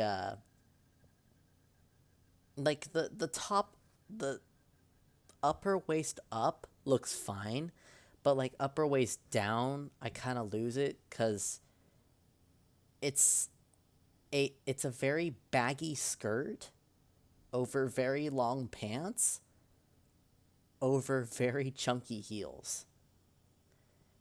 And I just got so confused there, I think. And then I would have liked if there was a little more of like a transition between like her face and other like her chest, her shoulders, like the human parts we see here into the giant mushroom parts. Like you can tell she's wearing like a hood and a giant mushroom cap. It looks a little costumey to me rather than like a fully thought out look to me. That's my piece on All it. right. Unfortunately, I really wanted to like this look, but it felt underfinished for me. I didn't like how the dress was like wasn't fitted Mm-hmm. to compensate for the platform boots she was wearing. Because like if she was gonna show her platform boots, I kind of wanted like either the skirt to be snatched down to her ankle so the costume like the chunky boot becomes part of the feet, or not show the boot at all. Um, the overall outfit, like the silhouette, is too round for my taste. Like there wasn't enough variation to make it seem like a cohesive look. It just wasn't. It was just too round. I didn't like the silhouette. Ultimately, um, I think she needed some sharpness to really balance out like the chunkiness and the roundness of the piece because she feels more like very much top heavy, and not in a way that a mushroom typically is. and her dildo fingers gave me more like ginger root than like little spawn. I think if she like made the dildo fingers more like long, sharp claws, that would have worked for her favor. Probably also would have like ensured that she had more theatricality and more like of a performance aspect to it, because like then she wouldn't be just like a living mushroom, but more like a mushroom creature. Like a cunty mushroom. I think she kind of I think she kind of needed a specific mushroom to draw reference from because Mm-hmm. there are a lot of really cool mushrooms. Like there's one that has like a hexagonal veil. Mm-hmm. There's another one that like kind of bleeds almost. Yeah. I think she just chose the most uninteresting mushroom to reference. Yeah, like there's this one mushroom called the Destruction Angel mushroom that comes with like a clown collar and a tutu, and its shape is very humanoid. If she did that, that'd have been really fun. But she chose the most generic brown poison mushroom, like Minecraft mushroom almost, and I was just like, eh. What's the name of the mushroom? The Destruction Angel or Angel Destroying mushroom, it's white and it has like these like gills on its actual stem that look like a tutu and a clown collar. It's very cute, but it's one of Oh. the most poisonous mushrooms out there. You eat it, you die immediately, essentially. It's Ooh. And it's fun. like this beautiful stark snow white also. That would have been a great Uh-huh. contrast with everything else too. Yeah. But yeah, that's it. All right. Well, let's go ahead and let's move on to JK now. My husband. Yeah, let's move on to your husband. So, really quick, let's actually, before we talk about JK, let's talk about Amazon Gate. Let's talk about, there is an interesting trend on this show where there is the belief that you have to have everything custom made. And you'll Mm-hmm. notice that the belief doesn't necessarily mean you have to make it yourself, because the people who tend to critique the most are those who don't make their own looks, aka Eva, and I want to say Blackberry and Cynthia in this episode. So, we're all up and coming drag artists. We're all beginners. What are your guys' take on, do you guys think that it's okay to have things from Amazon for your drag, especially for Dragula? Can I go first? Yeah. I think as someone who can't sew at the moment and I'm working with like purchasing shit and trying to do things, um, you need to find pieces more than a complete costume that you can like actually learn how to fashion into a complete outfit. So like, oh, this leather skirt or like a leather top or something like that. Um, and it's not bad. And for me, the issue arises when you aren't able to transform it beyond when you got it. You know, like if you can't like add a rhinestone, add some feathers, or like tear it up, or find a way to accessorize so it looks like a completely different outfit. That's where I think the issue arises. But like, Mhm. it shouldn't be like the thing you're hyper focused on is like it's from Amazon. Girl, like half the shit people wear when they're starting is like H&M, Forever 21, their mom's closet, their dead aunt's closet. It's also that we have to find like at Ross or whatever to like actually use, learn how to like create our aesthetics and then work beyond that. And if you have access to a sewing machine, most people don't really spend like much money on the expensive stuff unless they already have the money on it. But usually it comes with like, oh, like this is like very cheap cotton or this is like low grade silk that I can get for like $10 a yard or whatever.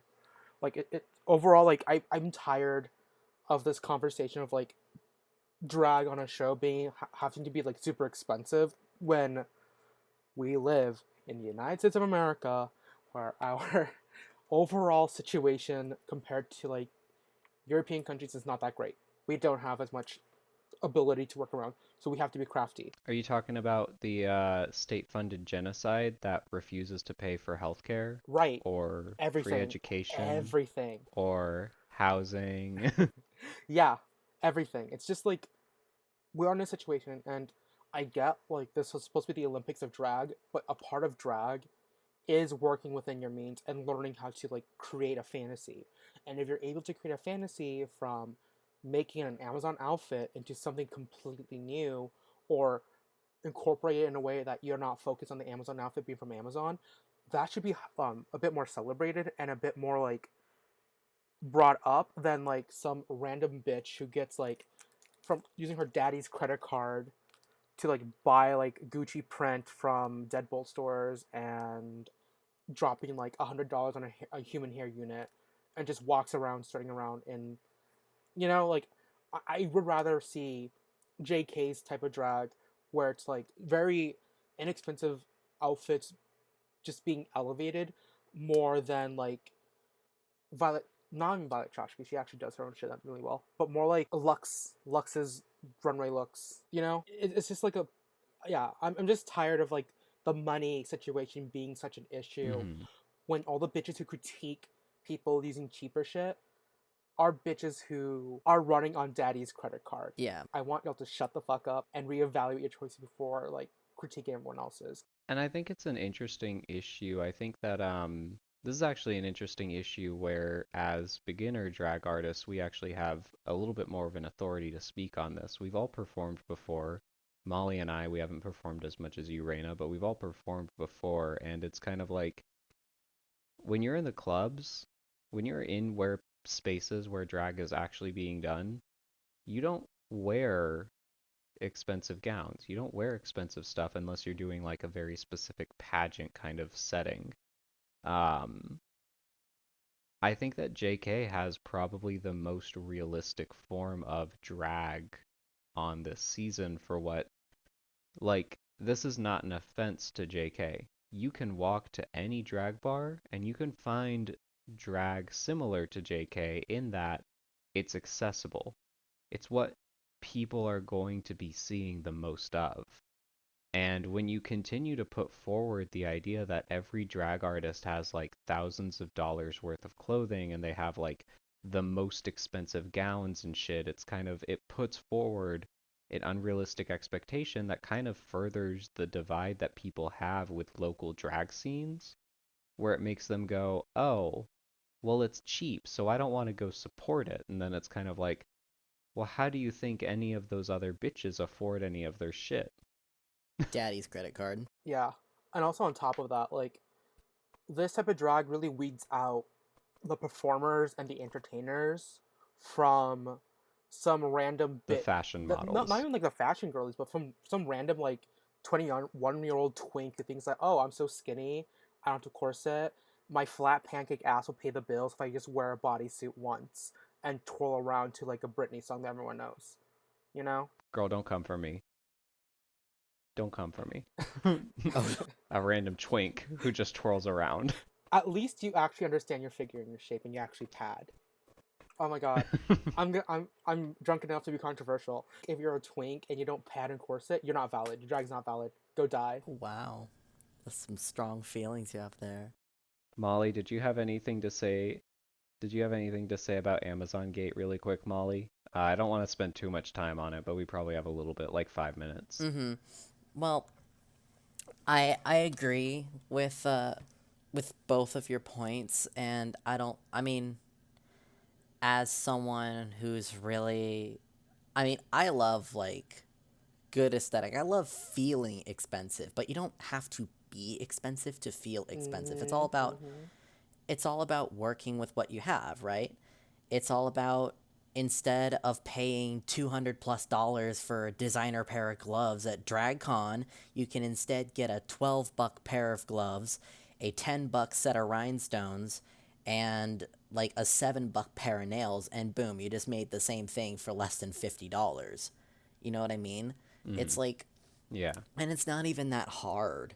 Like you don't have to know how to sew or do your like it's and and the other thing that's not talked about enough is not only do we have to spend money on our outfits, we have to spend money on our makeup, we have to spend money on our wigs, we have to spend money on our shoes, we have to spend money on all of our accessories, and it's already so expensive being a drag performer. That's why it's not for everyone, because especially if you're struggling financially, you're going to get your shit off Amazon because it's accessible and it's cheap, right?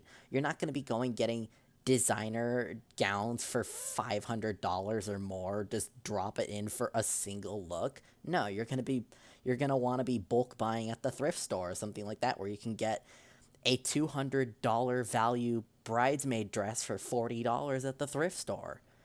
So I Yeah. don't think it's at all fair to critique performers based on whether they have enough money or not, because it's just not a fair argument to have at all. It's basically monopolizing what drag is and what drag should be, and not celebrating the art form. Hmm. Yeah. So I mean, like, Beautifully yeah, because said. like ultimately we're not on, America's Next Runway model shows. We're drag Yeah. performers. We have to perform. We're performers. All right, well, I was just gonna say, I don't want to spend too much time on this. I think we should probably get back to reviewing JK. I just wanted to touch a little bit on it, just because, especially with like the whole critique of the whole question that comes around every season of is Dragula becoming too polished? Mm-hmm. I think the answer is overall no. I think we just have a lot of polished bitches that get on the show. Um, but I want to get back to critiquing JK. Thank you for talking about why overall everyone should just give us more money. Let's talk about why JK's look is bad because he didn't have enough money. Um, I've Can I go first? I only have 2 points. No, I want to go first. I want to say my Okay, piece. go ahead. Oh shit. Okay. I think that this was actually a pretty good look. I think this was actually very fun. Um, this was a fun look, and I feel like for a lot of people, they don't want fun. They don't want camp. They want a statement piece. And I feel like this look, like you were saying, Reina, this is a good look that shows that there was distressing, there were burn marks, there was modifications to the outfit that JK got. There probably could have done more. There probably could have been more. I do agree with what they were saying about how you can kind of like see the cardboard texture of the graham cracker hat that JK is wearing. But overall, I will say I think that this is a fun look. And I think that like with the like slime that they had coming off of the marshmallow, that kind of sold it for me, especially with their makeup. Their makeup to overall, I think they just sold the look together. The makeup really made it look like they were like burning alive under molten marshmallows for me. And then I just loved the marshmallow coming out of their ass. That was so fun. Okay, go ahead, Raina, because I know you really wanted to say something too. Okay, so for my husband, for me, the only two things I had to say was one, a comment sexualizing him, which is like not even doesn't need to be said. I'll keep it in the drafts. But the second point was like, that there's a still when JK is being spun around on the turntable stage, and we see like a full 360 view of like the entire face. Mm-hmm. It stood out to me so much because at 41:48, that timestamp, everything came together so well, and it was just haunting. Like the contact they used, completely whiting out their face, their expressiveness, the posing, like the makeup, like really exaggerating Hmm. their facial features in a way where it was just honestly horrific and terrifying and gruesome in a way that like I haven't seen in a while. You know what their makeup reminds me of? Their makeup reminds me of the Ghosts of Crimson Peak by Guillermo Yes. del Toro. Because the ghosts in Crimson Peak retain the trauma that killed them. And that kind of reminds me of how JK, all of the makeup in this look is kind of done in a way that makes them look like they've been like warped by the pain of it Yes. all. And it sold me like them walking down, them like starting around and like doing like the whole like you know like them just doing their like doing the runway thing. I was like, okay, cool, he's great, he's awesome, but just that still, I was like, oh, we got a winner. This is my Roman Empire. This is what I'm gonna be thinking about for the rest of my life. I'm obsessed with that still. Like it's very much like it reminds me of like an old-fashioned horror movie poster. Yeah. Like I can see like a voiceover over this. I can see JK being a victim from this brutal murder. The story they were like he was selling, everything was amazing and lined up perfectly. And I was actually very disappointed with the judges. Talk. Shut up, bitch. Shut the fuck up. Okay, that's enough. Let's let Molly talk first. Molly, what are your Okay. thoughts? I I'm- disagree with the judges that it was a look worthy of extermination. I don't think it was worthy of extermination at all.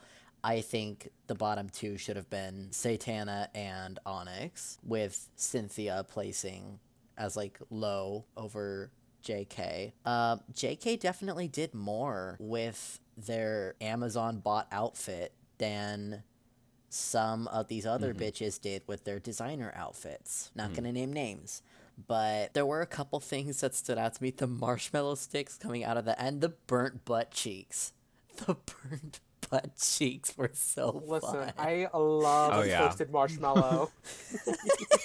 There were details. Mm-hmm. There were I know, like details in this. JK put a lot of thought into this, and I was actually bummed out when JK was mentioning they're just like, well, I executed it exactly how I thought of. I just should have done a better idea. Like, no, Jay, you did fine. You really did. You did fine. You didn't win, but you did fine. Hey, that's my husband you're talking about. This look probably was never going to be a win. However, did this look deserve to be in the bottom? No. No.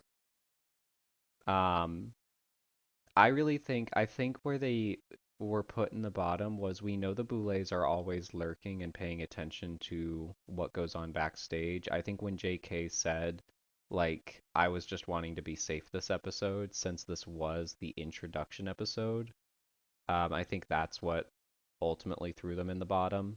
Um, That's fair.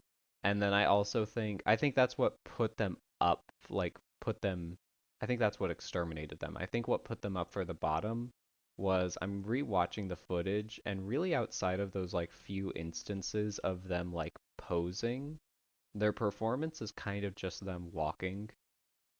And I think that that's kind of what threw it apart for them. Um, but I do agree with you, Molly. I kind of would have put JK as just like safe. I think performance wise, I mean, you're right. They kind of did just walk. I think they should have done like a really stiff walk with like clenched butt cheeks because they're really uncomfortable because they got marshmallows up their ass. That would have been so fun for me if they did like just waddling like a penguin. Like What if they had like white slime come out of their like butt cheeks when they turn around? That would have been good. filth. It's giving filth. I The love film that we it. needed. Yes. Think like I said, this is the issue that we're going to run into this season. Some of these ghouls are going to think, oh, it's just a runway, I just need to walk. But the ones that do well are the ones who know that's not just a runway. You have to perform. Okay, so do we have anything else to say about JK? Nope. All right, let's get this roast a cooking. Just give me a second to take a sip of water before I continue on because I need to calm down. Okay, we're going to be moving on to a little bit of a controversial subject matter in the server. We're going to be moving on to anaphylactic. Okay. Someone insert cracking knuckles and head sound effects for me because that's what I'm going to do right now for this video essay of In Defense of Anna. I'm going to start off anaphylactics, little like segment. From the trailer, when we saw it for a brief second in the trailer, I did not love the look. Okay. I have a specific thing. I hate whenever a queen just takes a bridal gown and then that is the look. They are just like a tortured bride. Reina, I am specifically coming for your gig. Oh, Um, but I didn't love this look from the trailer that we saw of the whole season. However, when Anna walked down the stage and I got to see the mm-hmm. full dress and everything, I was sold. There is so much detail in this dress and it automatically reads like swamp forest hag who's ready to like drag me into the woods. Um I loved this look overall. This look is apparently a reference to a Lancashire folktale, like folklore thing. Um, I don't know the full name, but it's basically British La Llorona. Um, but yeah, I feel like this was a really good look. The only thing that I did not like was the wig. Mm-hmm. I just hated how little like height there was to it. Once again, Molly, like you were saying, anytime someone has a wet hair thing, they don't have any like height and it kind of squashes them. But I feel like the makeup is good, the detailing is really good. Anna did mention that they were actually dyeing like multiple, like different versions of Mm-hmm. lace to layer on top of this look. So yeah, I feel like this was a really good look. I would actually say this look is probably in my top three for the episode. Molly, go ahead because I talked way too much for the other segments. And I'm going to talk Okay. a lot more this segment. Okay. So I really like the bloody head gag of who I assume is the husband. I think that's I think that was really fun. She started trying to make out with it and she was like holding and caressing it almost like it wasn't just like a tortured bride that killed her husband. It was a tortured bride. To me, it read as like she's immortal, like immortal tortured bride, and she's obsessed with this love and she doesn't want to let it go. So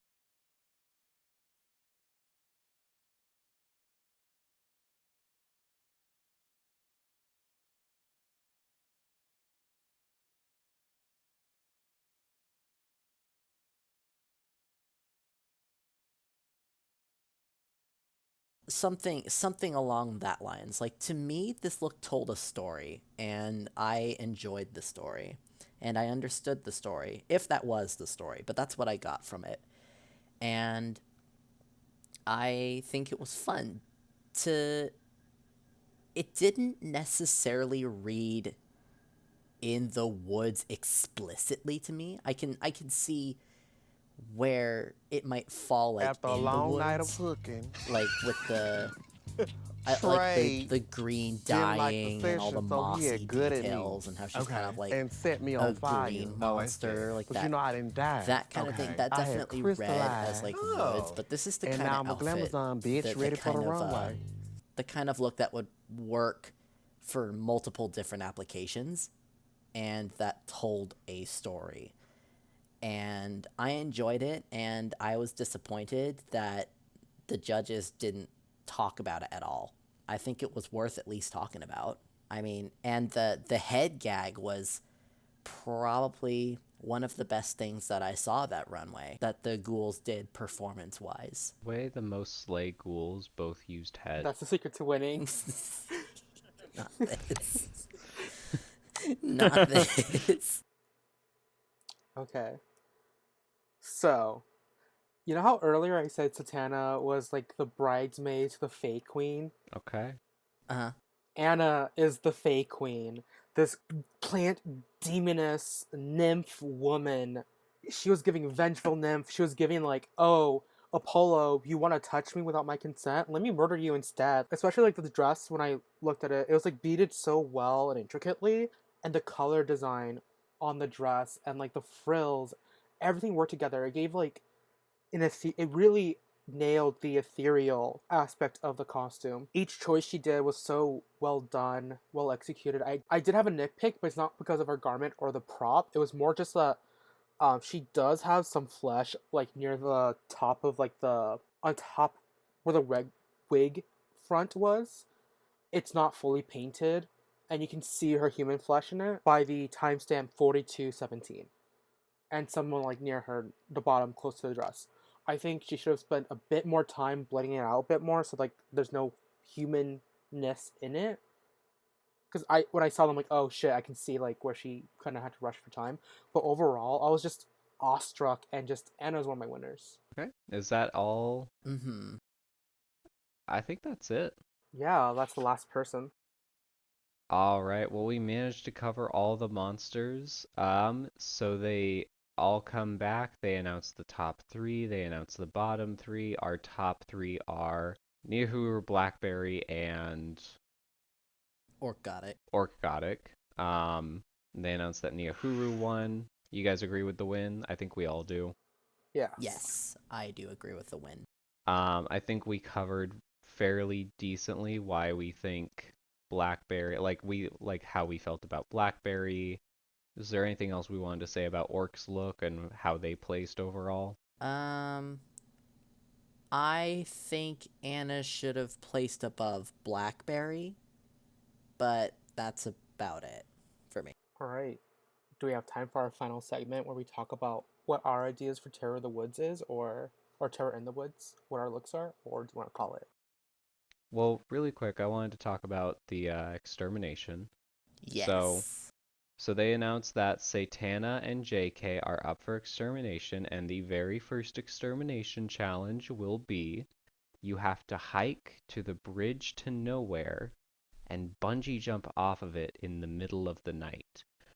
So here's a fun little detail about this. The Boulets actually revealed that the hike to the bridge to nowhere was a 2-hour hike. Oh, Gross. my goodness. Gross. Do you guys think you could have done this extermination? Especially, we'll get into what we think our what our like ideas will be, but do you guys think you could have done this extermination in full drag? Well, I noticed that they at least had the courtesy to allow Satana and JK to wear different shoes. So at least they're wearing walking shoes. So with that in mind, I would have been very uncomfortable, but I would have attempted to do it. And then as for the actual jumping part, I think I would have been able to do it because I don't know. I have a pretty big fear of the darkness, but I mean, if I had to walk alongside JK or Satana, I would have been okay because at least there's someone there. And then as for the bungee jumping part, I wouldn't have been so afraid to do it because yeah, it's in the dark and yeah, I'm jumping into the darkness and into nowhere, but I'm bungee jumping. I legally have to be supported and I know that I'll be just fine. You know what I mean? Like it'll be scary, Yeah. but I'll be fine. So Yeah. yeah, I think I could have been able to do this extermination. What about you, What Raymond? about Go you? ahead. Honestly, the few times I've done hiking, I got really lightheaded to the point where I kind of like couldn't move anymore. Like I needed to like sleep. But I think I would push myself to do this because I would have not wanted to be kind of in the same role of Violente exclamation point, where I get on the plane but not actually do it. So I would have tried my hardest to make within the 2-hour mark of the hike. The bungee jumping portion, my god, I would have been shitting, pissing, and screaming all the way down. It's not that I have a fear of heights. It's just that whenever like it's not really a fear. It's more like an anxiety. I get in my head so much that my anxiety really does fuck with me to the point where I don't want to do anything anymore. When it comes to like drops in roller coasters or like really high situations, because of like all the things that can go wrong. Like if I'm in a gondola, like those carnival gondolas, just being in one automatically my brain fires off all the ways I could potentially die because of faulty machinery or like faulty support system, whatever. Like the thing could just snap and I can die, or like a bolt can get loose, or like, oh, I'm maybe too heavy and Yeah. this can just all that like really just triggers my anxiety to the point where I'm like, I don't want to do this anymore, but I'm stuck here, so I'm just gonna piss and shit and scream all the way down until I'm off. So it wouldn't be. So I would still do it, but it would not be very dignified. I would be screaming, pissing, shitting, and talking about how I don't want to do this anymore while I'm like at the bottom. And it'd be very entertaining. It'd be a very entertaining scene where people at home be like, "Girl, you're already in the process of falling. You can't get back up now. There's no way but down." People at home would be like, "Girl, you're done. Like you already did the thing." Like Yeah, while I'm saying like, oh my god, the cord is gonna snap, I'm gonna die. When they're like pulling me back up or whatever. I think the biggest thing I would be scared of going bungee jump. I mean, did you notice how much they were being jerked around on that cord? Girl, my wig would be falling No, off. My yeah. shoes would have fallen off again. Everything would be falling apart. Up like, up there Don't goes my tell wig me. down the river. I hope the My fish enjoy it. my biggest fear would be that like something would happen that would cause me like Satana to swing backwards, but then I would swing backwards too hard and I would hit the top of the bridge. That would be Stop. my biggest fear is that I would somehow hit the underside of the bridge. Mm-hmm. Other than that, other than that though, I would have loved to do this because like you said, Molly, they can't kill me unless they want to suffer repercussions, you know? Mm-hmm. So my whole thing with a lot of the exterminations is like I might be scared, but I'm also good enough at disassociating that I can get through it. Yeah.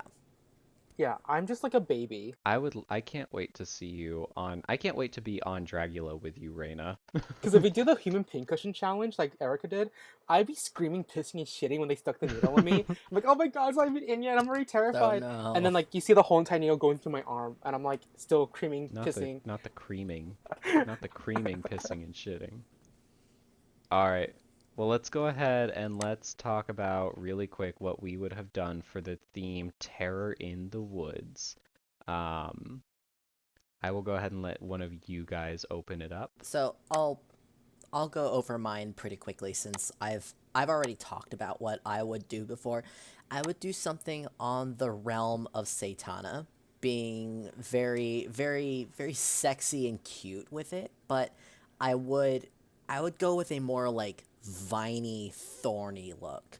And the idea that I would wear like a thorny, viney noose around my neck and give off the impression that I've been strangled and choked to death and scratched up by vines.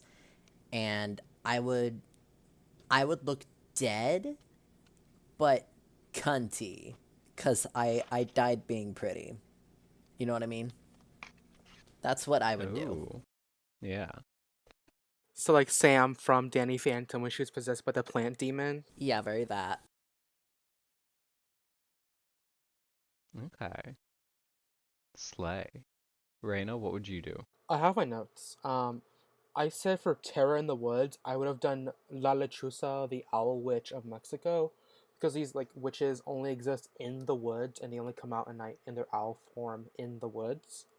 So it's like an easier way of just like of getting that association out there. For the look specifically, I was thinking of doing a wild updo covered in like leaves and sticks and stuff that would be like found in owl nests. And I was thinking of like sharp and angular harsh contrasts. Those like little eye contacts that have the slit in them, like the cat eye contacts. Really pointy, cunty paper lashes that really give off like a raptor bird of prey vibe. Mm-hmm. Mm-hmm. And I was thinking of like really sharp, deadly steel nails on my hands and a clear high heel platform with like raptor like talons for my nails, my foot nails. So I'm gonna have feet out. Um, and then for the actual outfit, I was thinking like, you know those Batwing sleeves I wore for that one show, the SF emo night show, Yeah, Yeah. yeah. where I wore those Batwing shawls. I was thinking of doing something similar to that, but like distressing burlap, brown burlap, so it looks like feather wings, and probably adding like shearer fabrics into the distressing burlap, so like it looks more like a full feather arm wing situation. And then for the main body, I was thinking of like more burlap, honestly, and really distress it, and find a way to cinch my body really, really, really tightly. So I have like essentially no waist, so I'm forced to kind of like bend over at a weird angle to like support myself. Um, and then I'll have a full skirt where it's all shredded fabrics pinned together, like sewn together, so it's like really distressed but full, to really give like a bird woman in a nest situation. And I was thinking of adding like blood and dirt splatters everywhere, and some Mm-hmm. other stuff like maybe a little prey animal to be stuck in like amongst like the mess of a skirt, something like that. Okay. Cute. What about you? I came up with two concepts. Because I couldn't really decide. So I came up with one. My idea behind it, I don't have like a full like silhouette, but my idea would basically be like Baba Yaga, so the Russian witch who lives in the house on chicken feet, combined with like the witch from Hansel and Gretel. I would have this like kind of look where it's like a witch who's overgrown with candy growing out of her, but she started to like become part of the earth and she has like vines overtaking her. Mm-hmm. Not the most like thought out idea, and it really needs a lot of workshopping. The idea that I came up with a lot of the design for is like an insect queen, like a psychedelic insect queen who is like a living colony of insects herself. So my primary inspirations were going to be Vespiquen from Pokemon and the weird alien that tried to eat Starfire from the Teen Titans show, the original Teen Titans. Um, so my idea would be like a bodysuit with like these kind of like pink and like a cream colored bodysuit with like pink and like chocolate colored stripes. And I would have like flies coming out of like honeycomb patterns that would be oozing with honey. And then I would have like an extra pair of legs and an extra pair of arms, and I would have like these gigantic compact eyes kind of um with little wings. So that would be kind of my idea. That's cute. I love that. Okay, so let's move on to the actual extermination. What did we think of the actual extermination? I thought it was fun. Um like we said, I would have loved to do it. But I thought it was fun and I kind of get why they chose Satana to stay over JK. Are you talking about the extermination scene, like the death scene? Yes. Yeah. Yeah. Oh, okay, okay. Um, it was campy.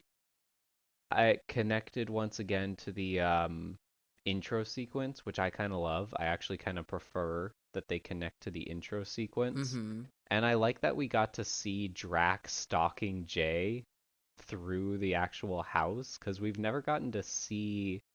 I guess we got to see it some for season 4. I don't remember if we got to see it all the time in season 4 though.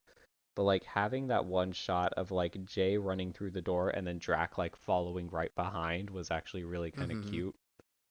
Um, it was campy. I'll say that. I really like the camp, and then it actually showing one of the like full on one of the boulets going after her. Like I think or after them, my bad. I think in especially in like the earlier seasons, like it just showed like a couple hands or like some feet. But now it's like oh, it is the Boulets Yeah. killing them. Like before it's just like, well, who's doing it? I mean, I think it's the Boulets, but like is there a third one somewhere? But now that mystery solved, the actual death itself was kind of disappointing. It was fun because of the creative direction where she stabs JK from under the bed. I think that was fun, but the actual death itself was kind of lacking. Like it was just a knife. Hmm.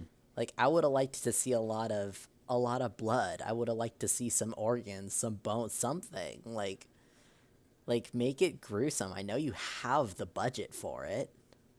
Clearly. Like Yeah. do something. It was but it was I do like how theatrical it was that time around. It was fun. Rainitra. Okay. Yeah. I was going to say, I enjoyed it. I thought it was fun. I can't believe we actually got to see the Boulets do it because I was like, oh, okay, the Boulets are doing it. Or it could be Ian and Israel shaving their entire hands or whatever, wearing the Oh Boulets my claws. god. That's my conspiracy theory. The first couple seasons, it was Israel and Ian waxed to be as smooth as a baby's bottom, wearing Boulet hand drag and doing them. Not the hand drag. Anyways, I am a hand drag queen. How's your hand? Haven't had any complaints yet. Not this. um, but like since we got to see the Boulets, like okay, cool, this is good, this is good, new direction, I love this. And I was kind of hoping that the murder weapons could be themed to JK's drag, where like they Hmm. use a skewer, because I thought that would be funny. But overall, I have no complaints. I like the mini horror film that JK got a star in. It was great. They should have used the chainsaw and reused Felony Dodger's death. I can't wait for when we eventually get a Terrifier challenge and then they just do the chainsaw kill from Terrifier 1. Oh no. And that would be it. That's the death scene is the have you seen that, Molly? Terrifier 1. Yeah. I've seen clips of it, but I have not seen the full movie. But it's not like I need to because from what I understand, the entire storyline is this clown goes around murdering everybody. Have you seen the chainsaw kill? I have seen the chainsaw kill. All right. Well, is that all we wanted to talk about? I mean, yeah, that we just went through the entire list. All right, cool. Well, thank you everyone. Thank you for listening. Molly, Raina, thank you for talking. We will be back next week. We don't know when we're gonna get this podcast episode out. So like if episode 2 is out, pretend that this episode came out sometime reasonably after episode 1. But we'll be back in a week's time with episode 2 of Gutter Talk. Molly, really quick, where can everyone find you online? So I can be found on my Instagram at MauliBBG. That is MauliEBBG. And I can also be found on the server and on Discord at the same username. And if you want to give me money, I have a Venmo open at the same thing as well. I'm not going to ask for your money though. But that's where you can find me. I recently deleted Twitter. I mean X videos. I deleted X videos. But that's where I can be found. All right, Reina, where can people find you online? If you want to follow my drag Instagram, that's where my LinkedIn link tree is also incorporated. It's Reina Terror, all lowercase, REYNA underscore TERROR. And I also have a Cash App that's Reina Terror, one word. The R and T are capitalized. And of course, Linktree will give you my other accounts like my X account or my Twitch channel, which I started yesterday. Not exactly the greatest, but if you want a lol cow or someone to like laugh at and like feel superior to, I'm definitely your girl. All right, and once again, my name is Putricia. If you want to find me online, you can find my Instagram. It's Miss Putricia, MissPutricia. I do have a Cash App. My Cash App is just Putricia, capital Putricia.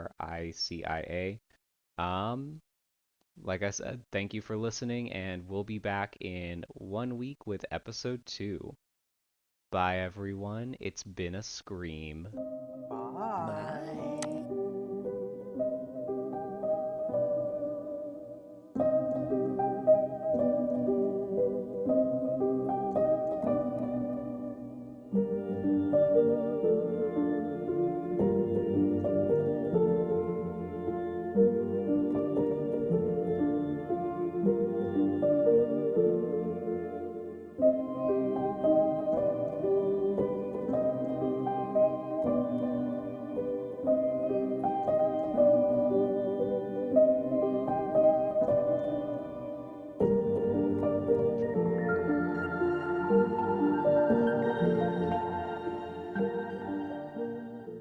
for all of you listeners at home, this is going to be technically our second episode.